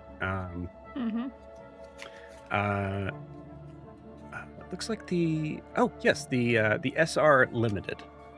That's the Skylit Relay Works Limited.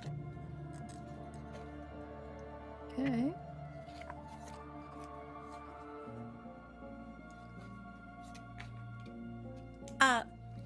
Pip. Yes.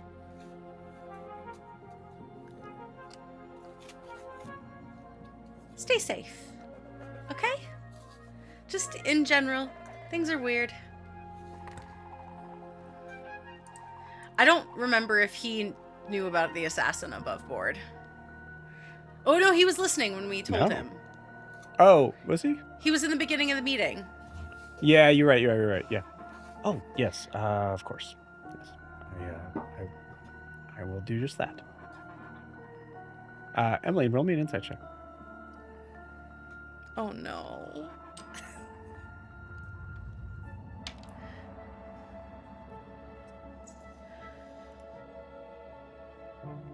Insight 14. Okay.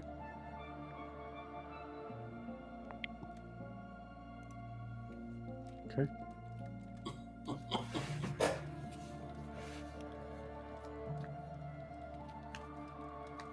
Emmeline, you are a practiced person in understanding facial expressions with people and focusing on specifically things. Your previous sort of job in the saloon really kind of helped to sort of it helped for you to be able to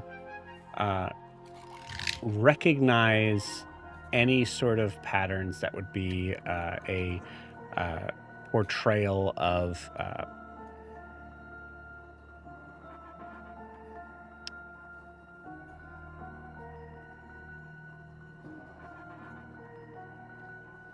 not feeling safe. When Pip says that, not only do you not feel Pip feeling, not only do you feel that Pip feels safe, you see that Pip doesn't seem to be worried about that at all.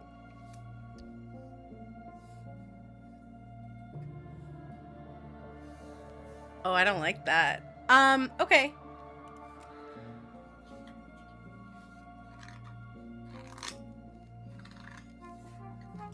The elevator is directly behind you. If you need anything on your way out, obviously, please feel free to let anyone on the staff know.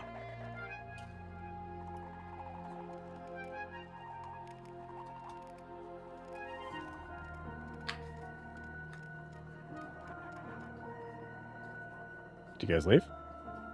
I would, before we leave, I would like to, if possible, subtle spell Unseen Servant with a tiny note that I'm just going to, like, produce, like, sleight of hand wise. Okay. No. Yeah, so that's a lot. Actually, no. That's That's not sneaky, gonna work. sneaky stuff. Okay, great. Then instead, I'm just going to, I'm going to nod to Pip. I'm going to turn, and I am going to subtle cast message to Emilia. Okay. Interesting. What do you say? You had an assassin in your lobby, and your staff isn't concerned. Just stay safe, please. Do you mean staff? This is Joe. I think that Emmeline assumes Pip works for Emilia, and Pip was the only staff that was in the room when we talked about an assassin. Mm-hmm. She's just not saying his name. But I think that I think the point is getting across. Staff could also mean everyone below her. Is my hint. Like physically below her, like all the floors below her. She clearly seems to have some sort of managerial sort of position here.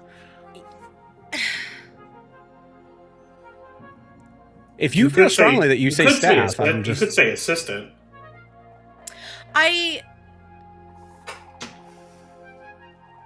Okay, no. I mean, okay.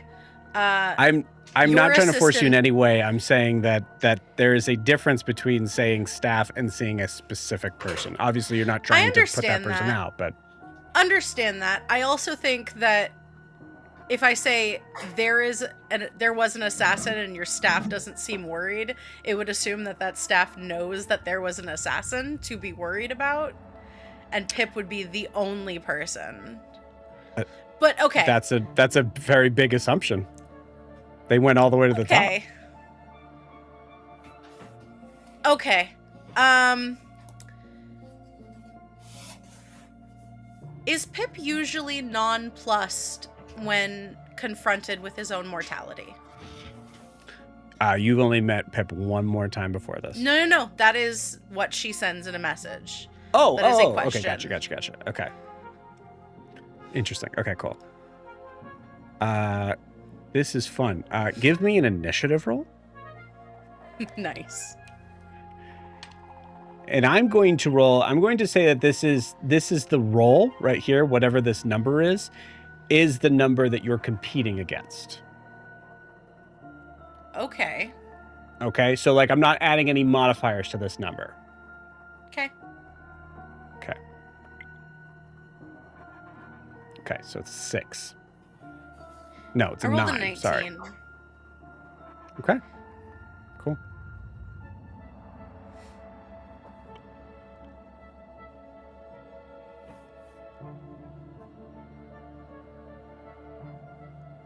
I'm sorry, what? I've had no reasons to worry about my assistant's understanding of his own mortality.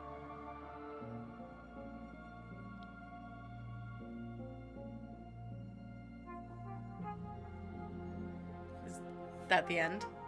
That's it? Yeah, that's it. All you asked was that question, right? Okay.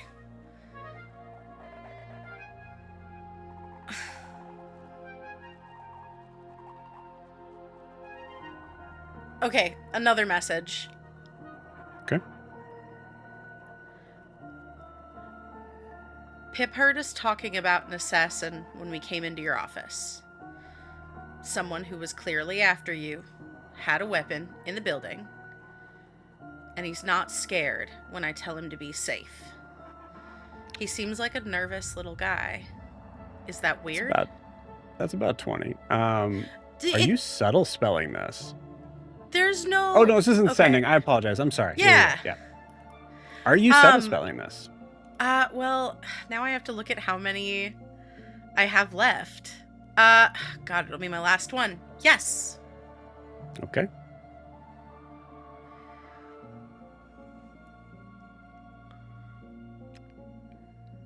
Thank you for your concern. I understand what you're saying. Stay safe, Emily. And Emily, I'm going to give this to you because you put so much effort into this. Now that it's a singular sort of conversation,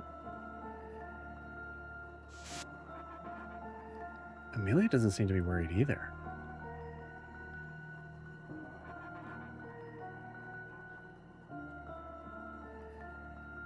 What? You see the elevator start to kind of come up for you guys. Okay. Human beings are weird. Y'all are so squishy and y'all don't even care. Yeah, we'll say that you start to hear or you guys get into the elevator. It's on the way down. You guys are alone for a moment. Joe, above table, Seraphine was on the second floor? Yes. As soon as we get in the elevator, I'm going to push the second floor. Got it.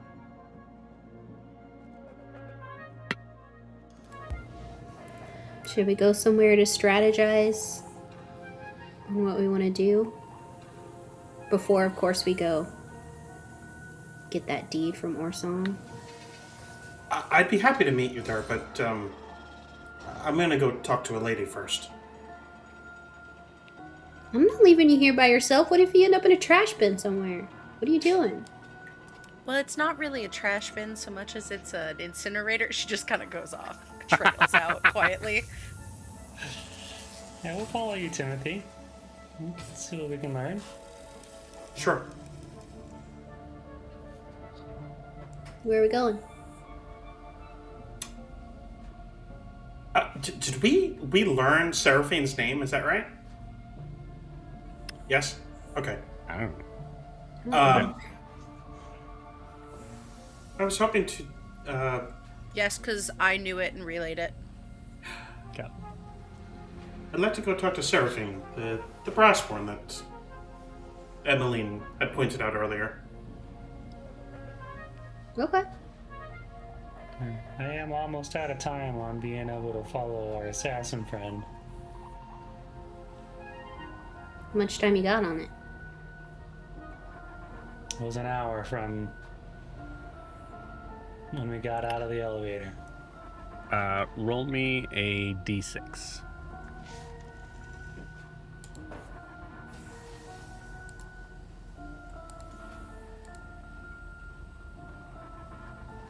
I rolled a 3. Okay. Got 30 minutes. Okay, 30 minutes is what I got. And we gotta catch up to him. I feel like this is dangerous to say, but I feel like I'd like to follow you, Rasa. I'll stay here with Timothy. Rasa, maybe let that one go. Why is nobody worried about that? Pip's not worried. Fucking Emilia's not worried. Why are you not worried? I get it. You don't like her. That's fine. But Emily's... This is also Excuse me. information to you guys, by the way, that like both of Yeah. them aren't worried. Yeah. Yeah, Pip and Emilia aren't worried. I get why you're not worried, Timothy. You don't like her. And you know what? I kind of get it. But human beings, y'all are squishy. Y'all have skin, not metal. Why are you not afraid of assassins? Well, Emmeline, if you do want her to win, if Rasa follows him, well, he will probably die. And, well, that would give the general more ammunition. Yeah, but before Rasa kills him, can he just find out who cares enough to go after Emilia? I'm not going to pretend that I care that much about Emilia, but I would like to know which of the other candidates is super Why do into you murder. Why do you... That is news to me. You seemed like you Oh, very I'm much sorry. cared about her. In Do you the... think Emilia would give one shit if I had an assassin after me? I don't think so. I think she'd say I deserve it. You see Well, the entire you party kinda just kind of like... have a couple of assassins after you. Yeah, and Emilia doesn't seem to care at all. So, she hasn't asked about it once. I care about Emilia. Go with I mean, Rasa. What's your call on the assassin then, Emmeline? Follow him or leave him? As you are asked that question, the second floor door opens. And with that, we'll take our 10-minute break. See you guys in 10.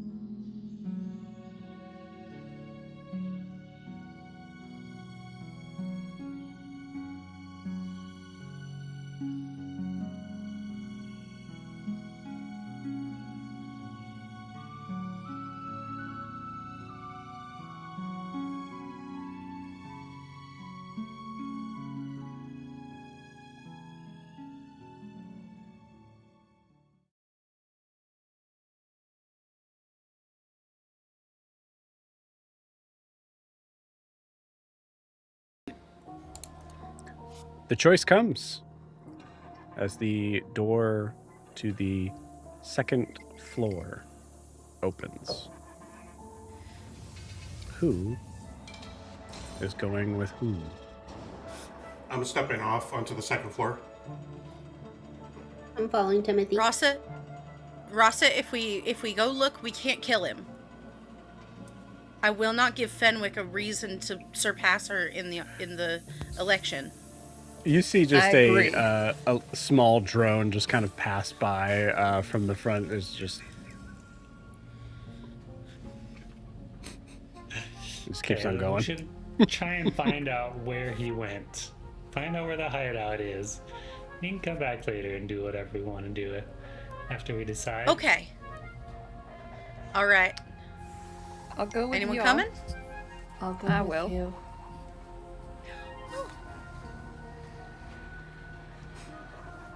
Okay. Great. So it looks like so basically bottom 4 is going to find the assassin. Top 2 are staying here. Okay. Interesting. Well, the more the merrier for tracking down this assassin. Gonna be Can you stealth. do a link before you leave? What? I was asked Lysandra if we can do a link before she leaves. Yes, very it good. will only last an hour. Okay. Note to self, I still need to make those walkie-talkies. Yeah, you do. Speaking of our Blair, just a reminder, your disguised self, eventually I'll stop reminding you, by the way, that your disguised self will disappear.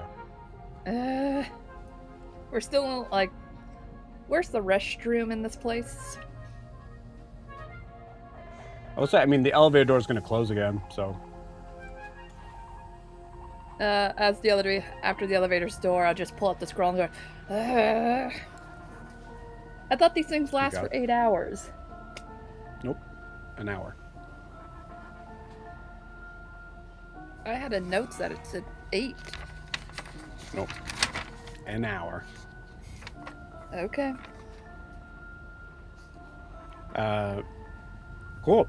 All right. So, as you guys head off, the first survival check that we will be making for Rasa to be able to find and track down this figure, Rasa will be having to make alone, relying only on his hunter's mark to be able to help him out. You do get advantage, though. He's gonna get distracted and end up at a Starbucks. Oh shit! Okay. There's a Starbucks on every that corner. That is a in Brazier. 25. Almost a nat 20. I'll take it. Okay. Interesting. Cool. Kay, don't run away. You're going to be very important here. As you kind of like tried to kind of get a, I honestly, the 25 Rasa, tell me how you're able to sort of like what works in the triangulation of like where this person is. How does that look like? How does that look like? How does that look like? Man, I think Rasa is, as someone who spent a life in danger, is looking for like, okay, this is the fastest way for me to become anonymous, and like following that route and being like, okay, if I head this direction, I am immediately like hidden or ambiguous, tucking behind, into a dark alley through a crowd kind of thing in order to like set the right direction. Beautiful. So you like full on Will Graham from the Hannibal series. This is my design. Just fully figure out like exactly what you would do if you were having to run off. Yeah. Incredible. I love that. So at that point, you, I'm going to lean into that. You absolutely start to kind of like see a moment of like both seeing the figure that appeared on the elevator floor and from the eyes of the figure as well, as you see like figures starting to kind of walk by, blurred images, and then you see that route that he most likely took. Do we want to be a little Yes. more stealthy? Yeah, I can't Myself imagine it and would Blair hurt. will take points, if you don't mind.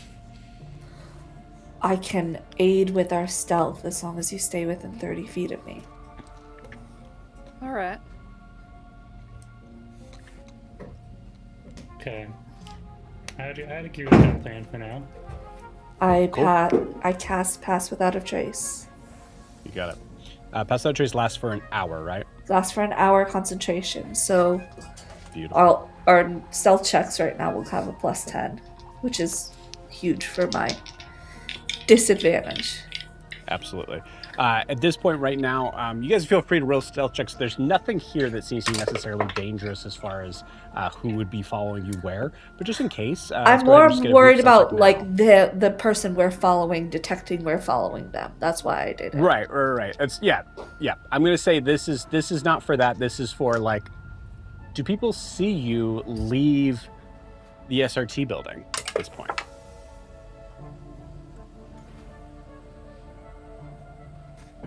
Yeah. I rolled a low 24 for Rasa. I actually Okay. beat you with the 25. And This your is not the automaton. Sorry, what'd you get, Blair? Blair got a 2, but I'm using a tactical shift, so I can add a D10 to bring that up to a 8 plus 8 would be a 16, plus the 10 would be a 26. Okay. And your metal copper pot buddy got a 28. So everyone beat Rasa must have Rasa. a loose sperm. Everyone beat Rasa. Now, I will say this. 28 is so good that Emmeline's ability to not be able to be seen leaving the SRT building is maybe, and you can call it Emmeline, but like the last time you left the SRT building, you kind of got mugged. Right? Kinda. So like, That's exactly what happened. so Yeah. tell me, does Emmeline just... There's a couple of ways I could see this. Tell me how Emmeline rolls, like, does so well stealth-wise. She's doing a lot of, not that I think spy movies exist in the canon lexicon of, like, in-canon Abravar, but I do believe she's doing a lot of, like, coming out, checking, kind of moving, checking. There's a lot of, like, spy movie-esque, like, moving around in this, like, fog of shadow. Like, Beautiful. although the more truthful answer is I think she's just watching out better than she did last time. Okay, cool. I like your first answer. So Bet. we kind of cut to this like smash cut of like figures who are absolutely surveilling who goes in and out of the SRT building, and then just there's like a zoomed in sort of scope of Emmeline just leaving and just down. And it's just very clearly seen from the scope, and you just hear a voice just go, well, clearly she's not important. No one else would be doing that if they were worried about being seen, right? You know, stealth is stealth if nobody cares. Stealth is stealth. It's pretty obvious they're trying to be sneaky. There's no way they're being sneaky. Cool. All right, so you guys head off. There's a significant amount of things to be able to kind of hide behind in your way of escaping out of here too. With the like heavy machinery coming in, figures that are kind of following along with that. Yeah, you guys are able to move quickly and quietly. You are moving further west. So you're now in the you are now heading towards the southwest sort of part of Bracia. Okay, cool. So this is going to go on for okay. 10 minutes. Which is good. Okay, cool. So after that point, there are certain points where things are starting to kind of become a little bit clearer as far as directions to take, possibilities of where to go, and also the slight chance of being able to see certain signs of a figure moving through here prior. So now, I would like everybody that's here to give me a survival check. Rasa, you still have advantage.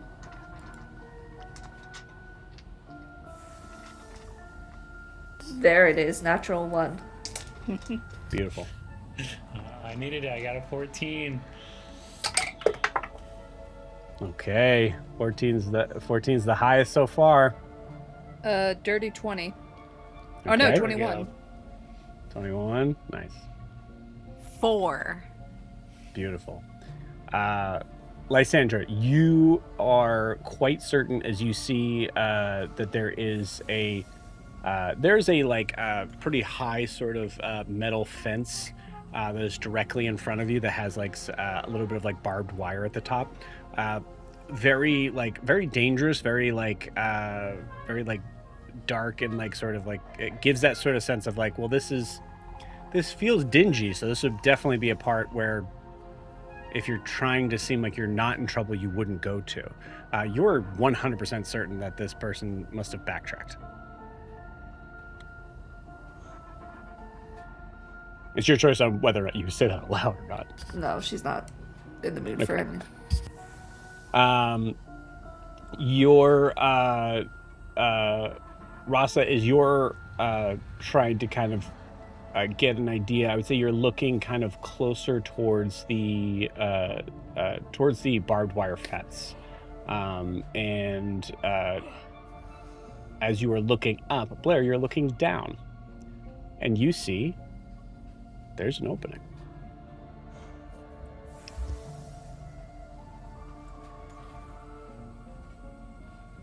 I think you muted yourself. I just like discreetly like do this to the two people and just like look down to to point out the opening without saying it out loud. Okay. You guys are alone. It's an alleyway here. There's not really like any people around, so you could talk. Yeah, do I sense anybody on the other side of the fence? Oh, good question. Give me a... is that survival that we usually use that for? It's perception is what we've been doing. Perception. Yeah, that's right. Yeah, go ahead and use perception. It's just a 9. I forget the range for medium creatures. I don't want to say it's 60 feet. Trying to track it down.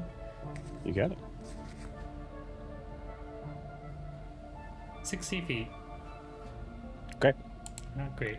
With a 9, you don't get the sense of any sort of figures within about 40 feet, which, given your current like sort of eyesight of what you are able to see, could mean 100 different things. But directly on the other side of this fence, you get no sign of there being anyone on the other side.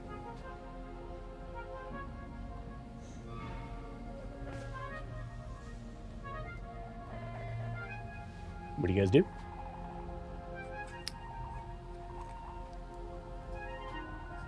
Claire, can you climb Sit down, over? take a break.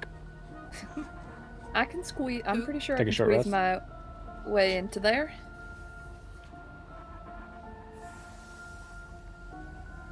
Okay, Great. I'll follow you. All right. Just gonna my way through the opening. You got it. Cool. Everybody give me your choice on whether or not how you perceive yourself moving through here. Acrobatics or athletics. Describe what it is we're getting through one more time. It is a basically it's a an opening in the not opening, excuse me, like a tear in the chain link fence. Okay. Acrobatics or athletics, you said? Yep. I'm so much better at one, but the idea is so much funnier with the other. We're nerfing myself. Great. Yeah, 12 acrobatics for Rasa. Not great. Not 22 athletics for Lysandra. 17 athletics for Emmeline. Okay. 19 acrobatics for Blair. Okay. Blair, you go through first, no problem at all. Rasa, you tell me what happens, man. You get stuck somewhere. Yeah, my duster gets caught. Like, ah, fuck, Lysandra, push me through. Oh my gosh. Can I like move the chain link fence when I get there to help to give him a little bit of extra? Let's let Lysandra do it, because Lysandra was what was asked. Yeah, she's gonna basically do that. Try to untangle his cloak or his jacket and get him through. Okay, you got it. Is your intention to be able to just make it enough so that the person can get through, or do you think that Lysandra may be channeling some other feelings into this chain link fence? She's trying to help him get through. Okay, you got it. Yeah, I mean, athletics check, no problem. You're absolutely able to do that. You kind of like feel like at this point it makes more sense to be holding it open like this. As Emmeline, you're able to move through with your 17 athletics?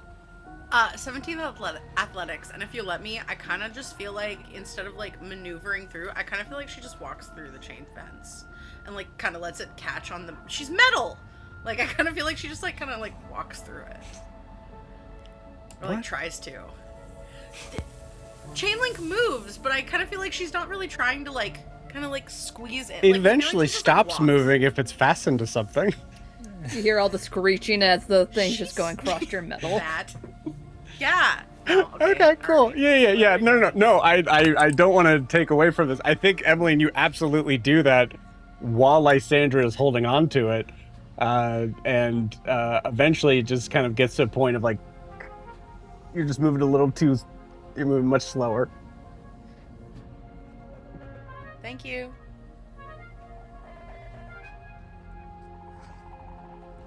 All right. Okay, so you guys get to the other side. Go ahead and give me another survival check. I'm going to see how long it's been in this. Okay. We're up. We're moving up in the world. That's a 2. Beautiful. Rasa, you no longer have advantage, as it was 20 minutes for that one. Okay. Hey, that would be a Lysandra. 12. I also rolled a 2 on the dice, so 3. Okay. I rolled another up to Blair. 13, so that's a dirty 20 or 21. Beautiful. All right, Blair, using your cat-like sense of direction, you determine through a couple of different alleyways that you are now probably maybe catching a little bit more of I'd say it's less of, what am I talking about? Blair, you tell me. How are you able to track this guy? I think she's just like trying to use her ears and also looking at the footprints and seeing like, is the like through these alleyways is like a trash can been slightly moved out of the way, or like people who do in a hurry to just like move out of the way, like some rubbish on the floor, stuff like that. Okay, interesting. Okay, in that case, Blair, what you actually see a lot of is things being in the way. Enough so that you see that there's a possibility that someone has taken time to try to cover their tracks a little too well. Interesting. Rasa, either this guy is like really careful about not being followed, or he may know he's being followed.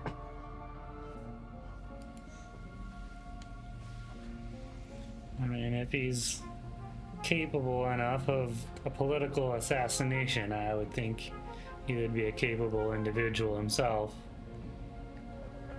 But this is pretty good for us, because if he's taking his time, we can probably catch up to him. I don't know if catching up to him is the goal. Finding out where he's going is the goal. Mm-hmm. So there is 2 options on where he ended up.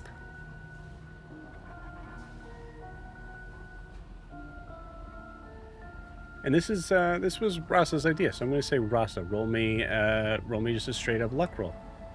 You want 11 or higher. 11 or higher will give you a little bit more information.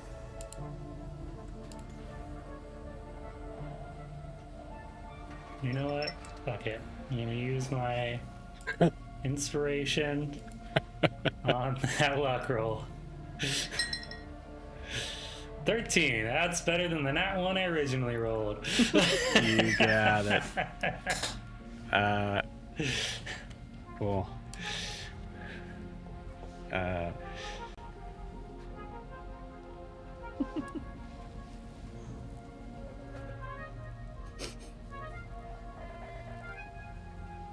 Following through from the labyrinthine like sort of alleyways and things that you guys have come into, you guys may or may not be aware.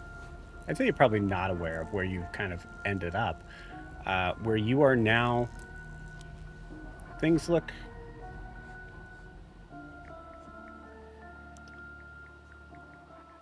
a little nicer.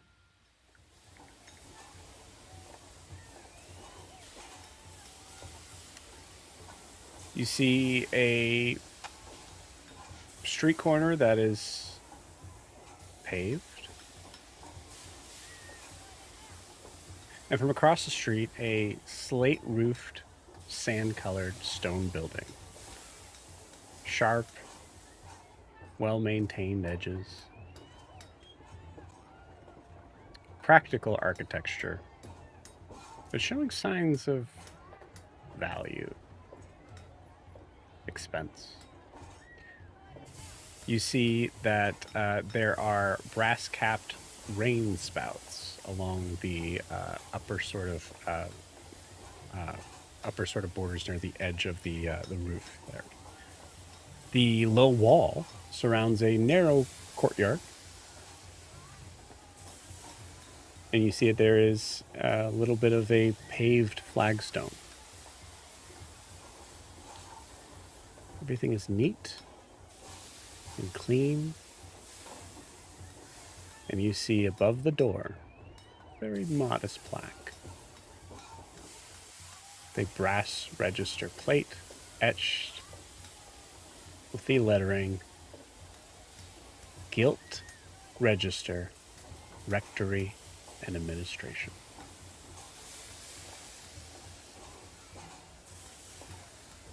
I'd like everybody to roll me a religion check. Rasa, I don't think that we're in Brassbridge Ward anymore. No. I want to roll. Dang it. Are you familiar Is with it a this religion check? place? Mm-hmm. Yeah, that was a 9. 19. Also a 19. Beautiful. Using my last of these to bring it up a bit. That'd be a thing. I was able to bring this up to a 13, but with stuff, it is a... Wait, that's not history. 13 would only be a 16. Okay, it's religion. Yeah. Okay, cool. Lysandra, I'm going to give this to you. Emily, you kind of have a suspicion on this based on like a studying of words or things like that, but rectory.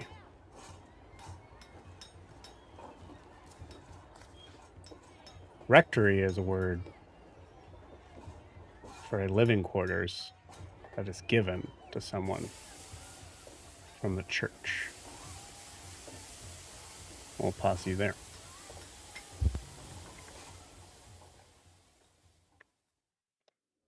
Meanwhile,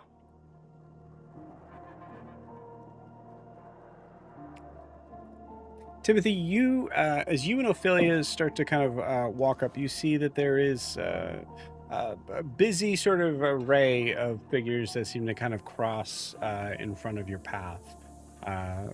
Brassborn, human, automaton, figures that are much taller than you, and some that are very, very small that you almost kind of have to worry about stepping on. But as you maneuver forward to the front desk, you see the person that you are very much hoping to speak with right there. Seraphine Coyle.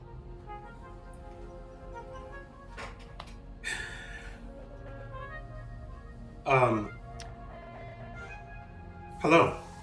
I'm gonna extend my hand. Hello. I understand your name is Seraphine. I have an acquaintance, Yes. Emilia, who told me this. If you don't mind, I do prefer to go by Miss Coyle for those I have. Of course. Pardon my manners, Miss Coyle. It's quite all right. My name is Timothy. This here is Miss Ophelia. Hello. How may I help you both? Is there... And he kind of looks around. Is there anywhere we may speak? Is there something specifically the matter? Something that you need fixed? Not necessarily fixed. I just wish to speak with you privately.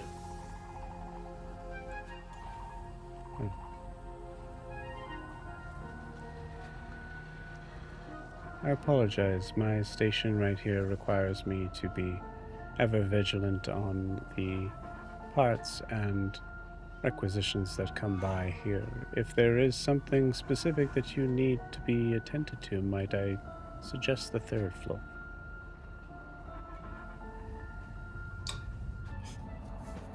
He's gonna lean in, just so that she is the only one that could hear. It pertains to your free will.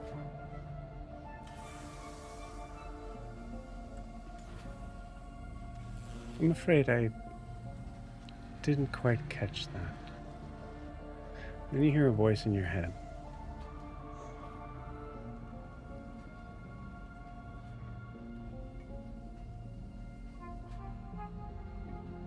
What would possess you to boast about will, Brassbone?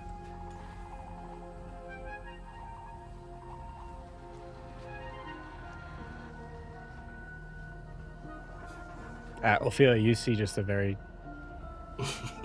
face that is designed to be charming, albeit very alien-like. Ophelia's keeping her distance, like she still wants to overhear anything she possibly can, but she is trying to keep a respectful distance to kind of signal to Ms. Coyle that I understand that Timothy keeps his own counsel, and I'm just kind of here as a chaperone because I'll make it very clear that Ophelia hears nothing but niceties coming from this woman. That's fine. Yep. Looks at Ophelia. Ophelia's just kind of like looking around, just trying to look casual.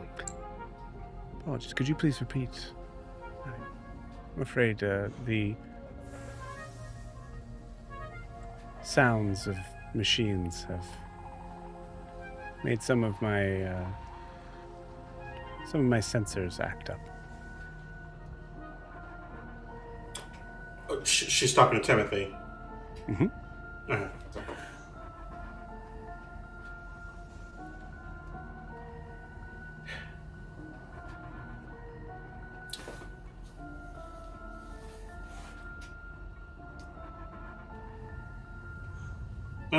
I'm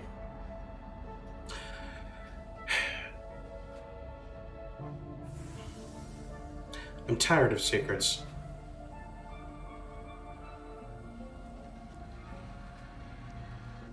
Tired of secrets. And I know things.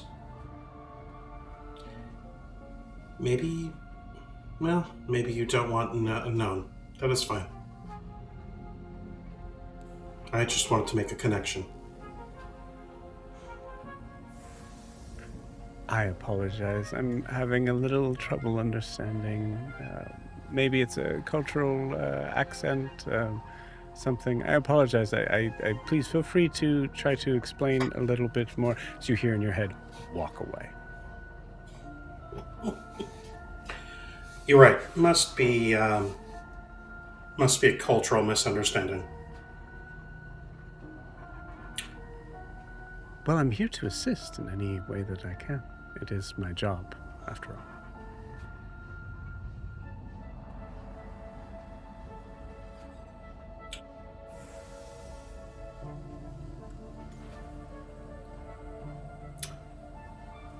Timothy will turn back to Ophelia. Time for us to leave. Mr. Timothy. Turn back around. Mm-hmm. As one brassborn to another, let me just kindly and respectfully tell you that when leaving one's presence, it is polite to wish them a good day. Have a good evening. You as well.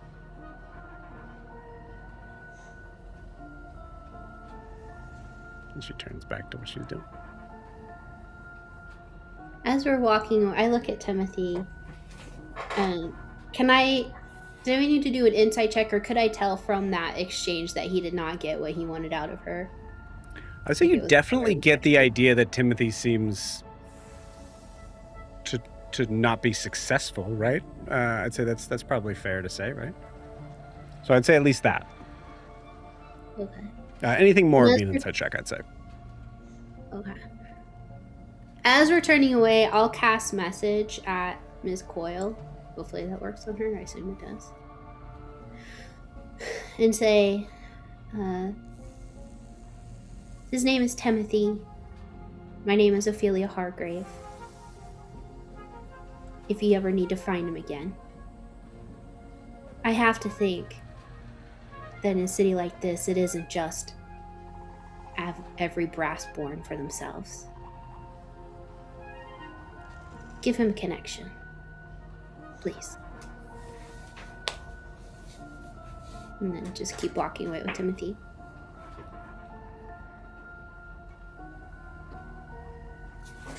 Okay.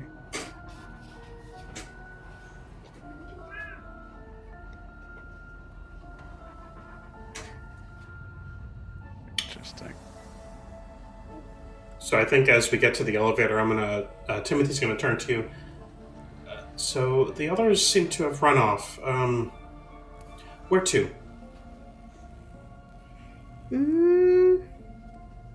Wanna go get some coffee?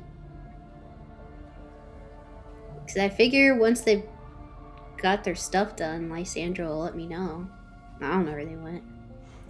Well, wasn't there something you wanted to get taken care of with the deed? That's true, but I want to have Rasa there when we do. Well, if there's anything that needs to be taken care of when... how shall I say this? Lysandra is not there? True. I'm Maybe- trying to figure out if I can get Lysandra, but it's kind of a good point. You know what? Yeah, let's go to Orselm's office. Just take care of business. I like this, Timothy.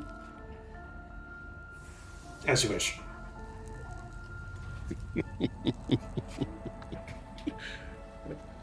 Cute.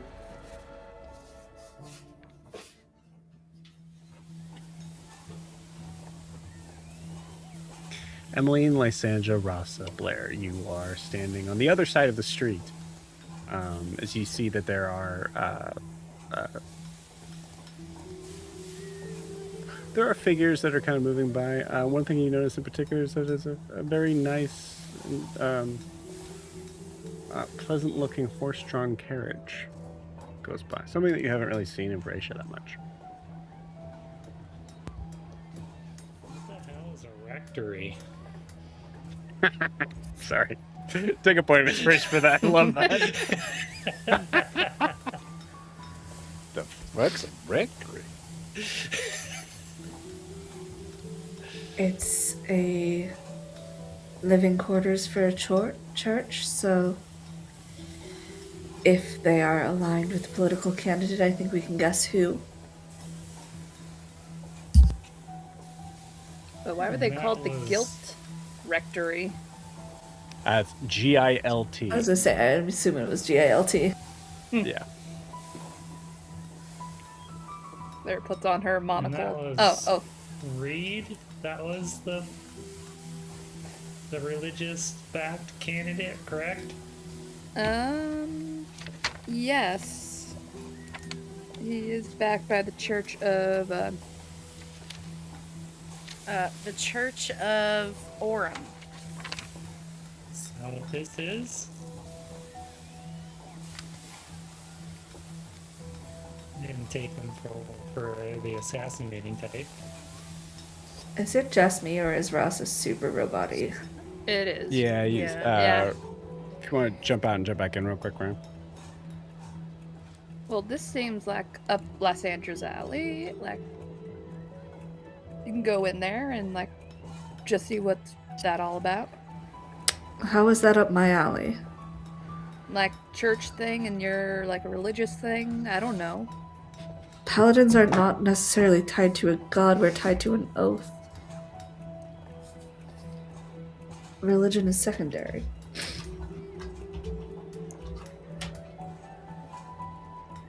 Do you have experience with religion? Not of a land such as this. I guarantee I don't think our religious views will align. Would Blair know the Church of Orem, or is this a purely northern religion? Yeah, Blair has no idea. What do you know about this church, Evelyn? You're from here. I am, ostensibly. I know that, from what I gather, churches are meant to worship something, and this one worships money. Just like pretty much everywhere else in Vracia. Then I guarantee I will not get on in this church. So it's a church worshipping money. Well, that would explain why the church and a trading company is so invested with one person. What do we gain by going in if we already know it's connected to the church? Well, I guess we don't really have to now, do we? I think we kind of got our answer of where the assassin came from. Is right, Rasa? This is where he came from? I mean, we never know for sure. Right? We've got some strong assumptions, but that doesn't mean the connection is actually there. And Emilia's looking for proof, and so this isn't proof. Not to say we do something now, but we've got to have something that we can present if we're ever going to sway things in Emilia's direction. If we do go inside, I think Ophelia is probably the only one that could probably get in there and know what she's talking about. Yeah, but I don't think any of us can show ourselves inside there without tipping that guy off. He's seen us. Joe, the church, in the news article that Blair read, all that time ago about Halise being killed, and it was like taken care of by this church order, the propaganda thing. Was it this church? Not sure what you're referencing. You'll have to. When Blair got a newspaper, she got the whole spiel about Halise is missing, Whitewater was under attack or something, and they said it was because of the church stepped in and saved the day. Sure, it was church. Pretty sure it was a I church. have a memory of the church. I don't know what the church did, but I have a memory of the church being mentioned. Yeah, in I this don't news remember article. stuff, though. Yeah. I'm just gonna be straight up honest with you. I, the DM, do not recall that, but it could be. Yeah, I'll check my. I'll check back on my notes on there, but.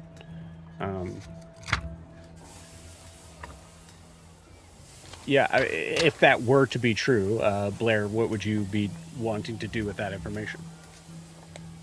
I would just like say it out loud as saying, I think this may be the church that took credit for Well, don't. like. Okay, yeah, but That's what you would do. What do you? Right, I understand. Okay, cool. So don't say that just in case it's not it, because then it's gonna be confusing. Yep.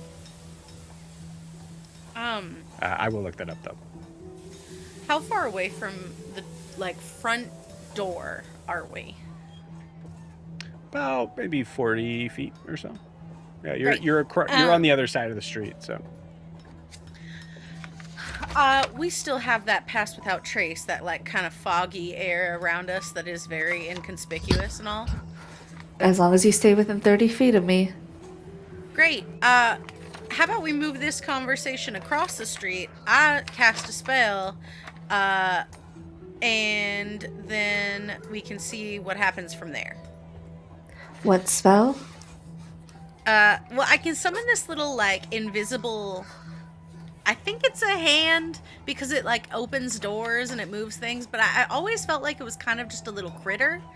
But... unseen servant. But it's just like a little guy, and it can open doors, but it has to stay within 60 feet of me. But I figure if I can get it to be the wind blowing open the door, it can go inside, and maybe we can, I don't know, maybe it can pick up some papers and see if anyone left a note near a bed. I just have to give it a simple command, pick up all the torn pieces of paper around, and maybe one of them will be a note. And once it picks up the paper's invisible? That is where we get a little bit dicey. But if somebody has the ability to make it seem like wind is really blowing around, maybe it's the wind. I don't know. This wasn't a fully formed thought, but I figure us not going in there is probably a good idea. Yeah. I doubt that they'll have papers about assassination attempts against candidates left haphazardly around their dorm room. That is a good point. So I have the article, just for the record, and I'm glad we mentioned this because here's what it says. Whitewater Sanctuary, long a symbol of interfaith collaboration and civic resilience, became the site of sudden conflict earlier this week as a group of armed assailants assaulted the compounds... Oh, wait, hold on. Do I have to change this up?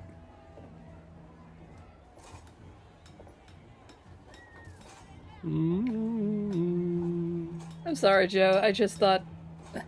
Nope. Yeah, I'll say, honestly, it's simple to say that if this is the right one, which I believe it is, there was the suggestion of foreign zealots affiliated with a splinter religious movement, but that was it. Okay.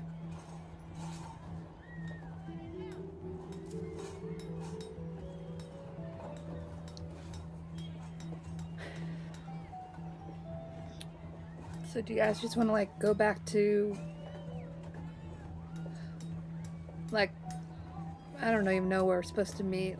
Lysandra would want to call Ophelia and see what they're up to, or their input. Sure. Over the psychic link. Ophelia, We followed the assassin to a church.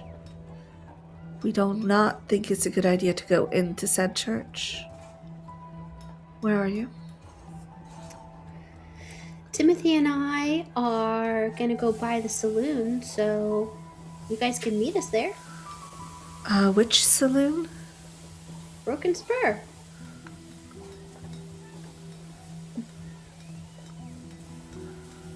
Rachel, was that a purpose? What? If so, that was unbelievably sneaky. What? Are you saying by the saloon or by the saloon? By the saloon. B-U-Y. Cool. It's not what Lysandra interpreted that as. There's two different ways to I hear that, understand and that. it's a beautiful statement. I'm not gonna It's a elaborate. beautiful. It's. The I'm Barty gonna is tell you Barty right. is I'm gonna tell you Barty. right now. No, That is a no. nat 20 deception right there. As I heard that, and I went, "Wait, what? Damn, that's good." Alright, anyways, Lysandra will say they're going to the saloon. So we should probably head back there to meet them. I'm going back. I thought that joining Do you not- guys meant You don't have to stay there. We're just going to meet them. Yeah. If You're you not want, you could entrapped. go to. right. I don't have to stay. Nope. You Right, don't have to go back to meet. You don't have to We go back we there could go either. back to the house we're staying at too and just have them meet us there later. Yeah, we can take There- you there. There's a house? There is. If you want There's to come also with like us. a thing of like maybe about in the next like 2 or 3 hours, you guys are gonna want to think about going back there or staying somewhere else. As it's a Is trip. it getting dark? That's why I just said we could go back to the house. Yeah, if we it's a wanted half to. day's journey to get to the house that they were staying at. That's big so city? out of the way. far. Okay. It's also, I mean, it's your district's fault. There's a strike on the what are they called? I think that maybe as god of this world, you might want to recontextualize. No, I'm sorry. I'm kidding. You're gonna have to Hey, send that to God? Flagpole. I really don't. Hey. Don't really know. God said that? Hey, I'm God just a- said that? I'm just a messenger. I don't know. I mean, no, we can, we can, she said that they're gonna go by the saloon, so we should also go by the saloon. That's fine. Okay, you don't have to go in it. You can stay No, outside. no, it's fine. It's just that I broke a lot of really personal and important and dangerous news to a lot of people that were in there that I interact with on a daily basis, and that feels real weird to come back a few hours later and be like, haha, I'm back. Well, why don't we go to the house then and just have Ophelia Yeah, and we- Timothy meet us there later? You seem Yeah, just fairly upset by this. We can just go to the house. do you like you're like welcome to stay in this house that's not ours that we're just crashing in. Are you crashing legally? We have Yes, we were permission. invited. Okay. Where is it? Crownspire district, right? Oh, I'm so glad you're not squatters. I mean, Okay. we sort of are. Let's just be honest with this relationship here. We came in uninvited, and they begrudgingly got let us invited. in for a day. And how many days have you been there, Rasa? More than one day. What is it? 28 Lysandra. days? 30 days? So, Lysandra, when you said you were invited, that was a lie. No, we were invited. We were the people who stay in the house said we could stay with them. Yeah, it's one of Ophelia's schoolmates or whatever.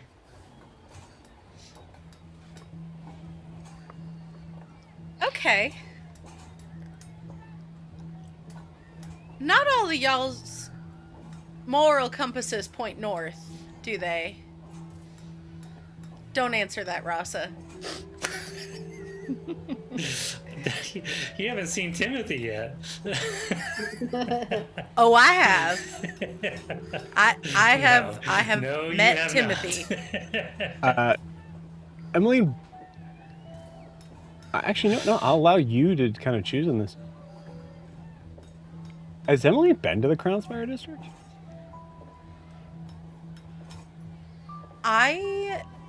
And I can remind you what it is if you need. Yeah. I mean, at one point, I do know the saloon was part of it, and I assume that she maybe was working there at the tail end of that. So, by the strictest legal definition, yes? Sure, legally. But no. But for the... Yeah, okay, cool. So there is definitely a sense of, like, even, like, from your time of working in the saloon, you probably worked in the saloon and then immediately crossed the street over to the Brassbridge ward. And that was it. So your only experience of the Crownspire District was that saloon. And even then, things were kind of in their process of changing. So there very well could be a sense of, like, wonder or fear. Like, honestly, it could go either way. As you know, that Crownspire District is the one of the nicer areas.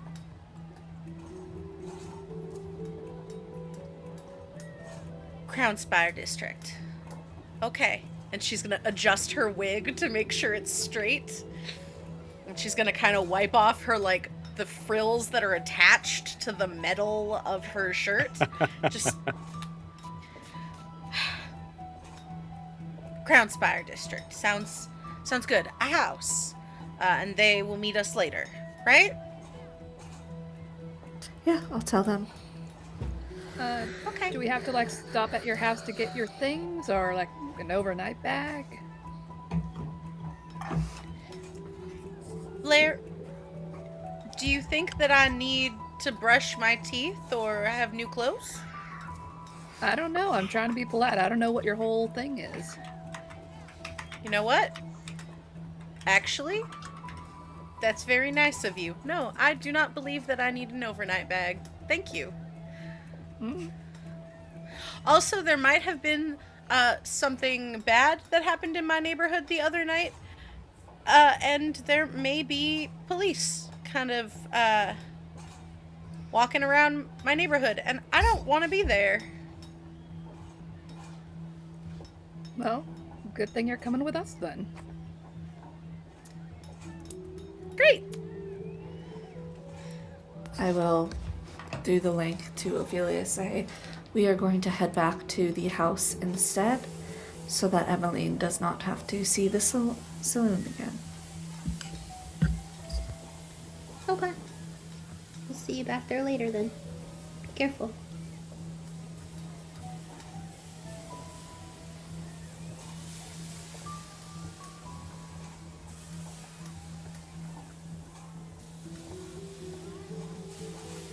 Okay. Cool. All right. Meanwhile, Ophelia and Timothy, you are on the street. You have the address on the card that was given to you.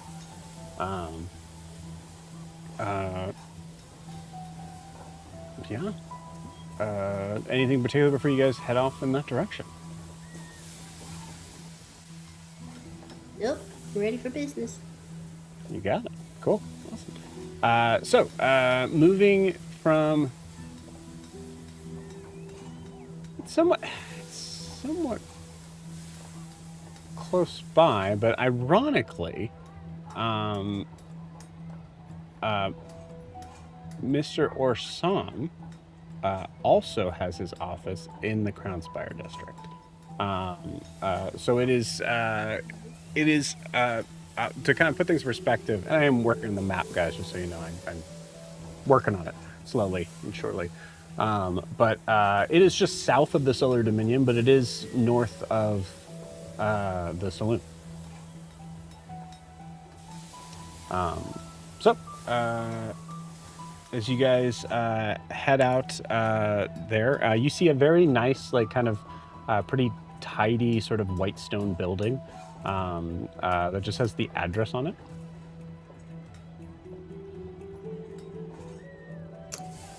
All right, you ready, Timothy?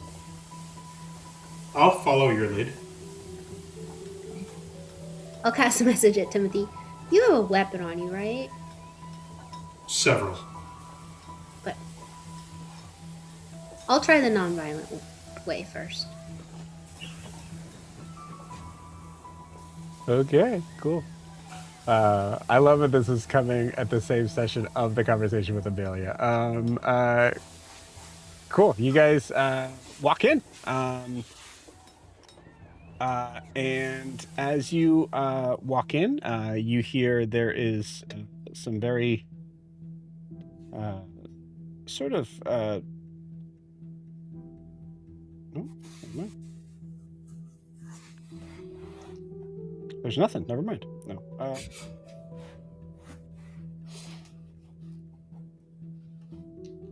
Dang, dude.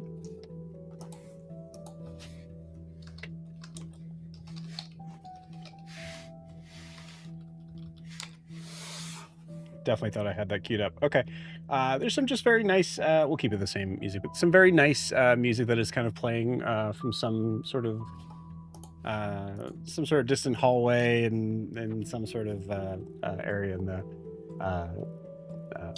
around. But Is this like an office building or more Yeah, of it's like an a office residential? Oh, it's an office building. Okay. Yeah. But yeah, following that card, you come up to a front desk where you see a rather frizzy-haired, bespectacled human female at the desk. She's like brown, reddish hair. As you see her just kind of writing as you come up. Oh, hello. Hello, madam. Hi there. Are you here to see Mr. Orson? Mr. Orson, he asked me to right. stop by this afternoon. Yes. We have some business to conclude. So. Oh, okay. Is Yeah, he in? yeah. What was your name? My name? Yes, ma'am. It's shit. Hold on. What's the name of the biggest bitch that she went to school with? Where's my stupid Google Doc? Hold on. Yeah. Pull up your Google Doc. Hold on. Pause.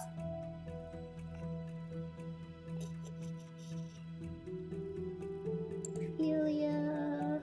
You could say the lawyer's name. No. No, don't piss her off. Oh, I know. My name is Celia Lockhart. Celia Lockhart. Pretty sure she was the one that's with the Church of Orem as well. Okay, yeah. Yep, cool. Yeah. Oh, okay. All right. Miss Lockhart. Okay. Well, very nice. Gosh darn it. I don't have anything on the schedule. It says that you're... It's been a last minute thing. I just saw him this morning over at the Broken Spur, and he gave me his card, and I hold it up. He asked me to stop by this afternoon. So if you could just squeeze me in. I see. Yeah, yes, of course. Yeah, well, if you just, of course you must be telling the truth. You have his card right there, so. Yeah. Oh, well, I like their cornbread. Me too. You have good taste. It's really, really good. I usually get it to go just because the vibe is not really, it's Oh, had better days, but yeah. Did you go there when you were a kid? I did. Yes, Me you too. must have as well. Yes, yeah, of Yeah. course. We It was probably saw insane. each other from across the restaurant there. We probably did. We probably played there. Who knows? Yeah, yeah. There were always fun games. Yeah, it was one of my favorite places when I was a kid. It's a great place. I'm really gonna miss it. Yeah. Well, that's part of what I want to talk to Mr. Orsom about. Maybe we. Oh, right. Yes, Mr. Orson. Okay. All right. Well, give me a persuasion check with advantage. You got the card. You got the vibe.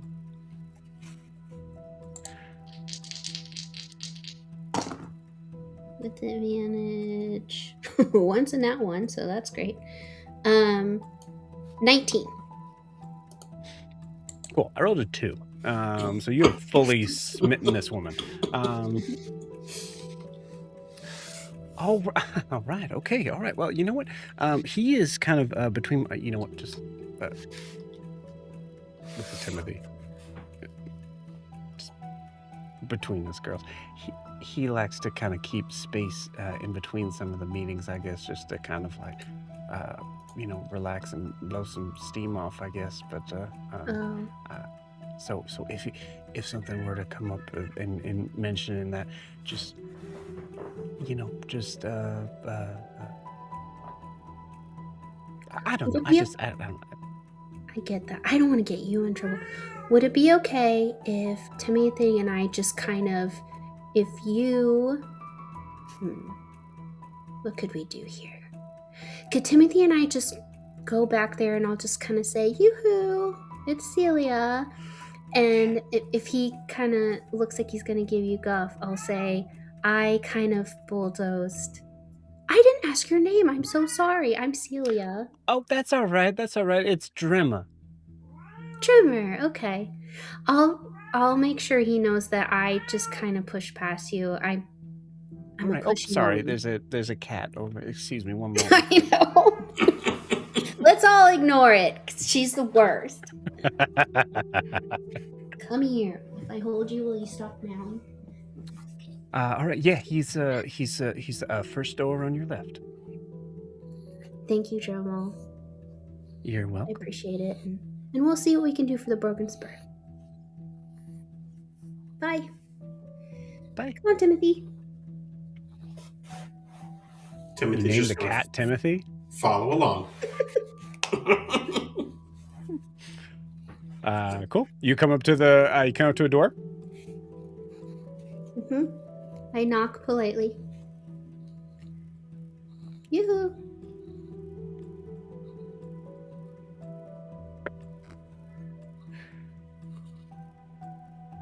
Yes, Drim, come in. Actually, there's a couple things I wanted to talk to you about. I say nothing in response, and I open the door, and Timothy and I rush in there and close it and lock it.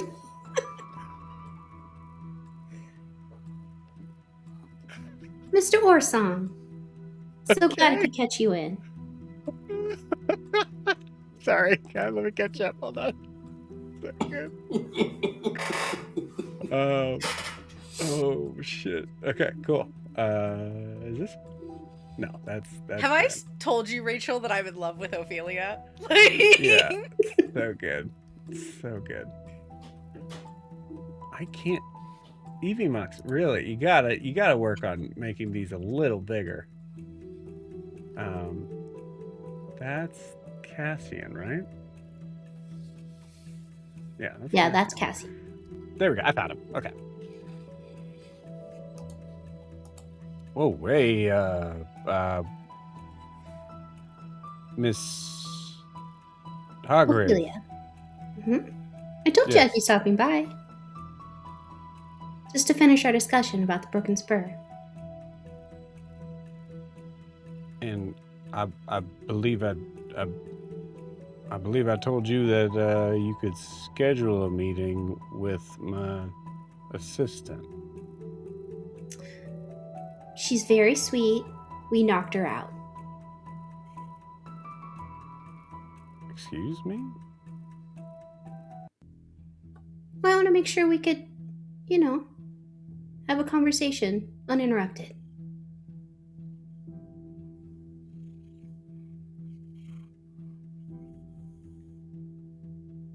Look here, Miss Hargrave. I appreciate that you are a very enamored with the place and or something about it. But unfortunately, it is the deal is currently pending, and I'm gonna have to ask you to leave. I understand that's where we left the conversation this morning, but I just thought maybe things had changed. And she's gonna subtle spell suggestion. Okay. Which is a wisdom 16 saving throw.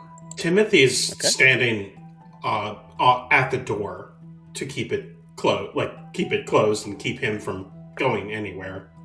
You got it. Okay. He fails. I cannot roll above an 8 today, apparently. Okay. Sit down. And she gestures to hit the chair at his desk. He's sitting. But I would say he's I like thought kind of he had getting not up gotten to... up to the door. Yeah, but- he's like kind of like... and he's... I think I'm going to sit down. She's gonna go sit in the chair across from him, and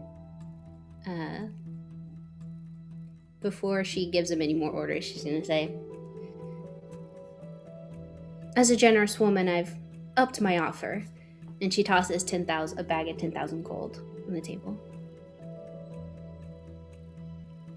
"You will take this, and you will sign that deed over to Rasa Strong." I rolled it in the other thing, but I'm gonna put that one. I just rolled in that one. Miss,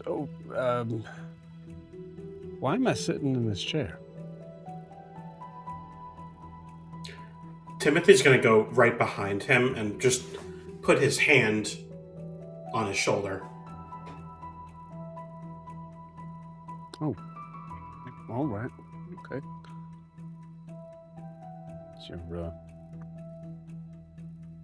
Your brass bone being a little touchy. Mm-hmm. Sign it.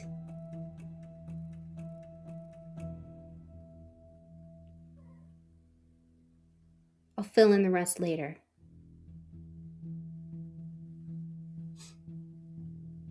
Miss Hargrave. Timothy's going to lean down. Excuse me, sir. How much are your arms worth? As he extends the arm blade out of his arm, out of the hand that is resting on his like in shoulder. front of him, just like right directly, yeah, in front of him. Okay, all right. Well, let's not do anything any of us are gonna regret. I will not regret anything.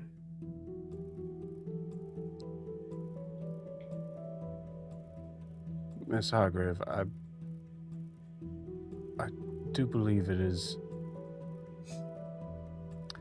in the best interest of all parties in this moment to let you know that the pietists that are looking to own that property will not be happy that the deed has been circumvented. I'll let you worry about that.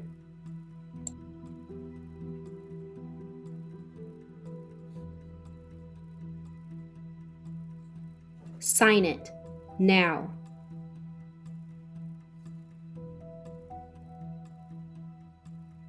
And I look at Timothy and nod at him. Timothy's going to look at you questioningly for a minute. Almost perfect shakedown.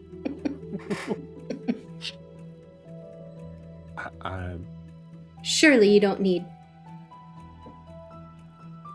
more help. And then she nods at Timothy again. Does Timothy do just nod back? Timothy's slightly confused if you want me to actually kill him in this at this moment, or not. Okay, so what he's actually going to do, because maybe this guy doesn't actually believe. Okay, so he's just gonna Okay, push. then I'll say. He's gonna push down. Signs.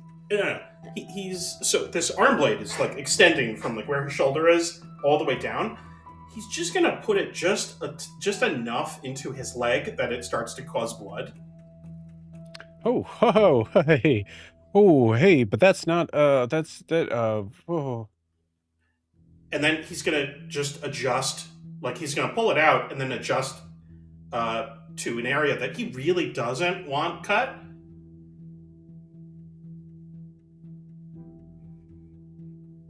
What?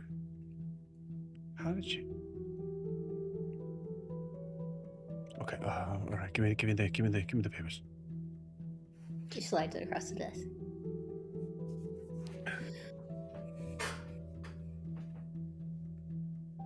It's not.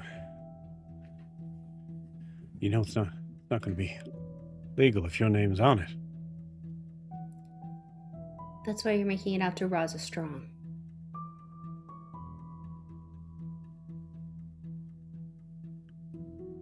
How do you spell that? Rasa Strong.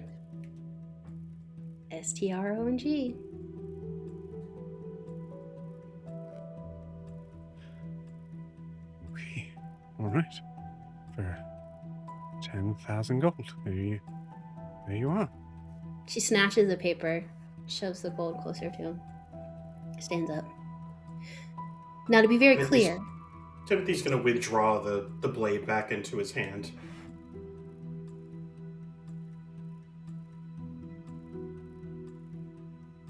to be very clear, Mr. Orson, if I see you lurking near my property, I will kill you.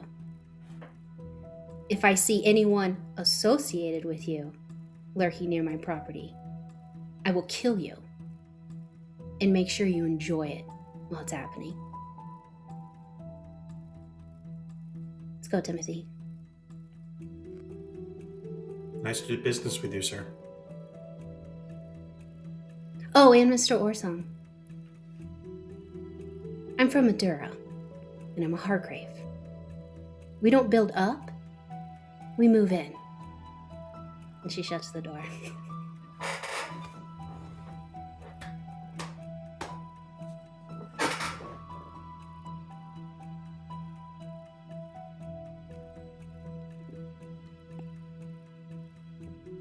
We end the scene there. I would love to end the session there. We still have a few more minutes, but man, we end the scene there. Holy shit. What a Incredible. scene. Wow. Obviously point of inspiration. That's crazy. Holy shit. Mm-hmm. I was like, your mobster is showing so much right now. I'm slightly afraid of what would happen if Ophelia and Timothy just kind of went out on their own to do things. Yeah. Oh man. Beautiful. So good. Wow. Well. Let me get this guy off the screen after he peed his pants. That's gonna bite us in the ass, though. You just showed Timothy can hurt him. The rest of you She all. might be my hero. Oh, that's a lot of dice. Okay. It's a lot of dice. Trying to roll to see how many times I get to kill you guys. Okay. God, wouldn't it be the first time? You guys are It's actually just real quick. I'm gonna say it's a lower. Yeah, because there's always a chance you guys end up in a very strange place. You guys are moving north from where you currently are, which is in the Crown Spire district, but in a totally different area than what you're used to. So I am going to ask for a survival check from. I will say, honestly, let's just do one, but it could be any of you, and they get advantage from the rest. I think Rasa has the best survival. Okay. Well, I rolled before Joe finished 24 without advantage, so. Okay, cool. Yeah. All right. Cool. No problem. At that, you are in the beauty of the Crown Spire district of Bracia. Moving through from some versions of paved roads to others that still have this very like kind of slate stone look to it, but being just impeccably flat and clean. Emmeline, this is a Vracia that you have never seen before. There is buildings that are unnecessarily draped in decorative gold filigree to like, you know, these deep sort of shiny kind of curtains that reflect the sun unnecessarily. It is a place of intense, exponential money spent on ridiculous things.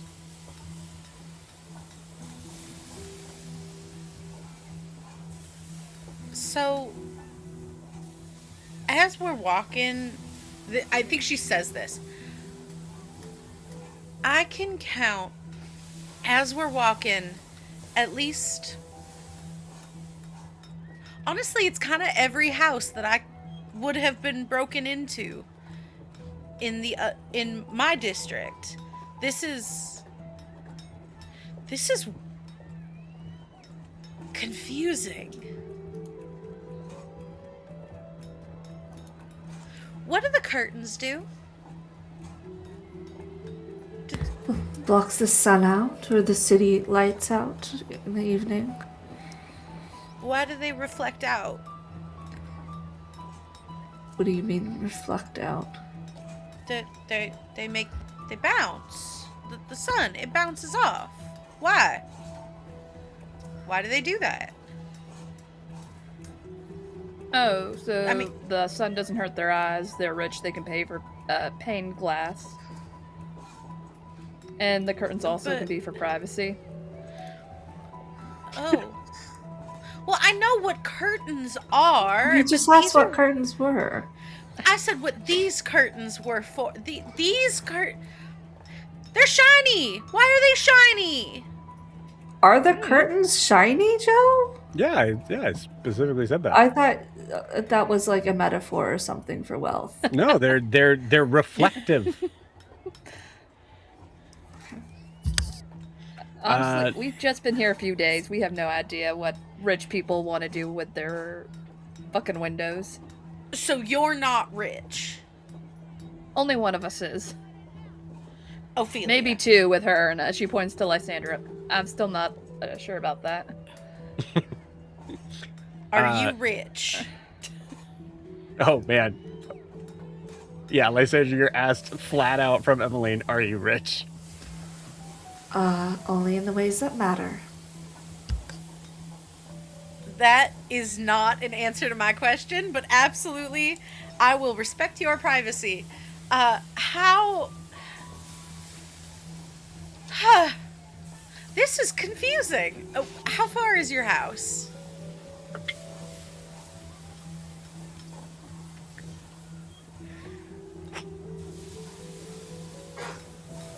A couple things happen here.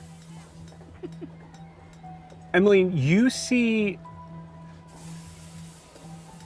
a building that is not the largest building you've ever seen because you are in the factory district and some of these factories just get insanely huge. But it is, for the style and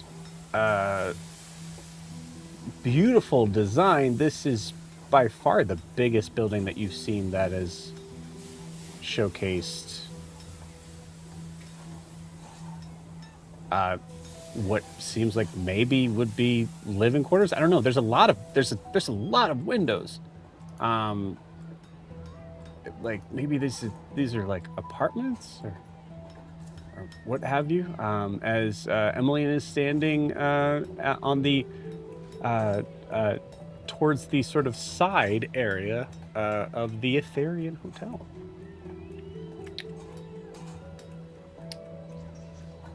See the group pick up pace a little bit. Yeah. Say, no. Unconsciously. We don't go in there.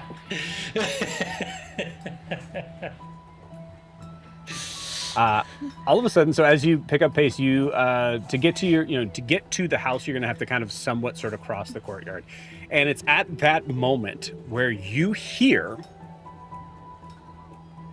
"Oh my God!" Oh no. And assuming you guys turn around, you see this woman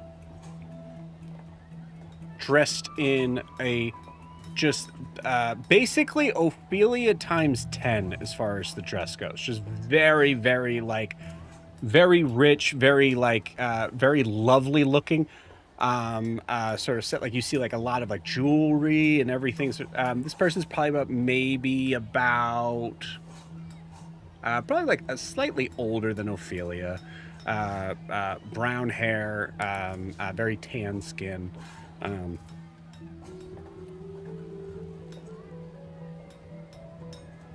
Is that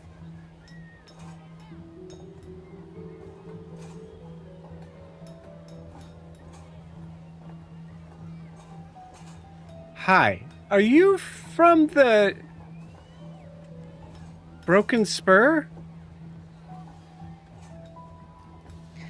I have been waiting my entire life. Yes, absolutely. Hello.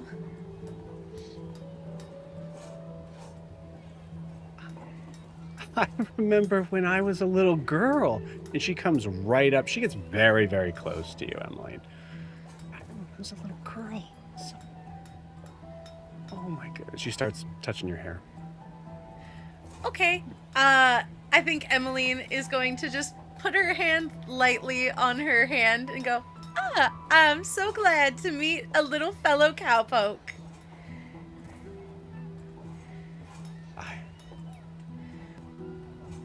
How much?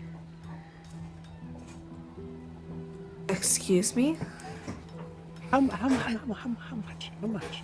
I'll pay anything. What? Just tell me. She's not for sale. Yeah. She's... Oh, okay. I'm sorry. Are you on your way to an auction or something? Just tell me where to go. No, she's not for sale. She is her own person, and you should perhaps depart.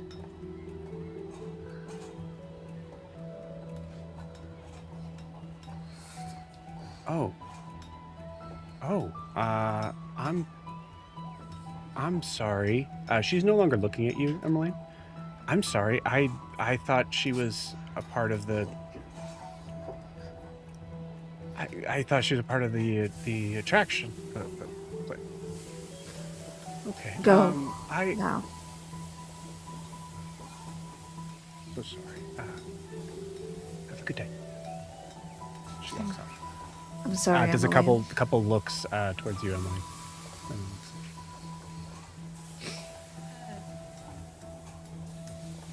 No, it's all right. This is where we are. It shouldn't It's have not to be like that. It's not all right.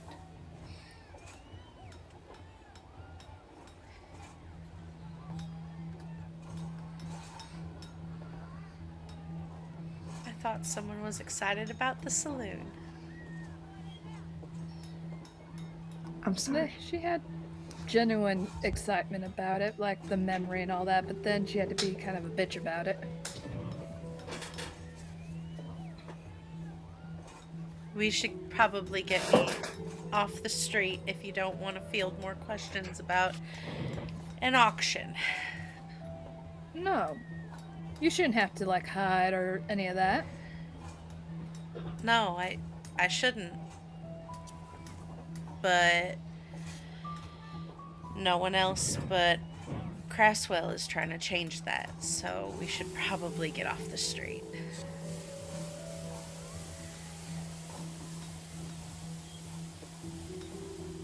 And her, like, so Emmeline's face is, like, flat except for, like, the eye sockets, and this weird, like, it's not a charming smile, it's meant to be disarming, but it's definitely, like, plastered onto the, like, and so, like, her body language is very withdrawn, but her face is very just...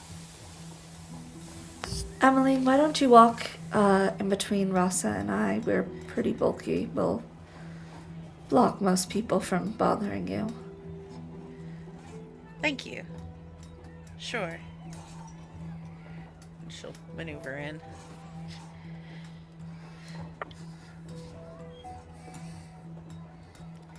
It's a 4.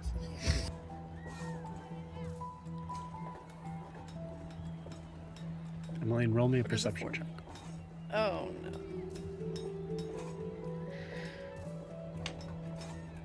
Well, I really hate to be the bearer of bad news for that nat 1. Oh, that's actually pretty good. That's great. You guys continue on.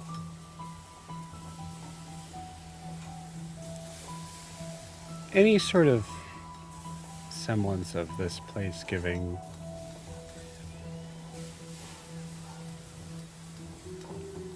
a sense of safety and comfort. Some areas of the Brass Bridge ward that you walked through, over and under, seemed possibly dangerous.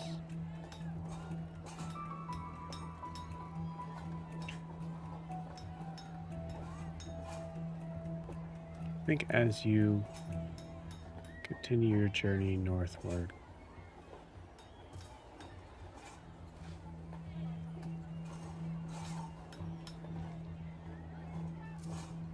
passing by the shops and people and small umbrellas and top hats. Umbrellas just to keep out the noon sun, or afternoon sun.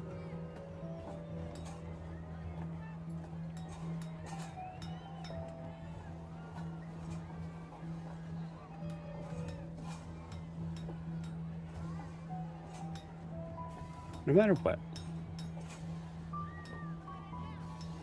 no matter who it is, no matter how exactly it comes to be,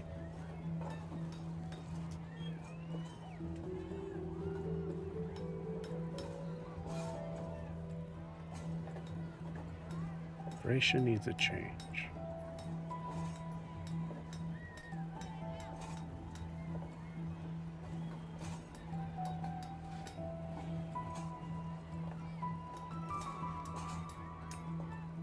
Ophelia, Timothy, as you're walking out,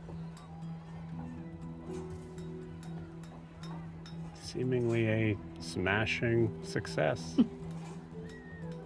heading northward to catch up to your friends, holding a deed in your hand. Similar thought, only slightly different.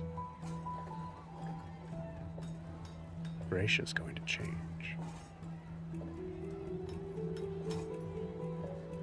And with that, on tonight's session. See you all next week.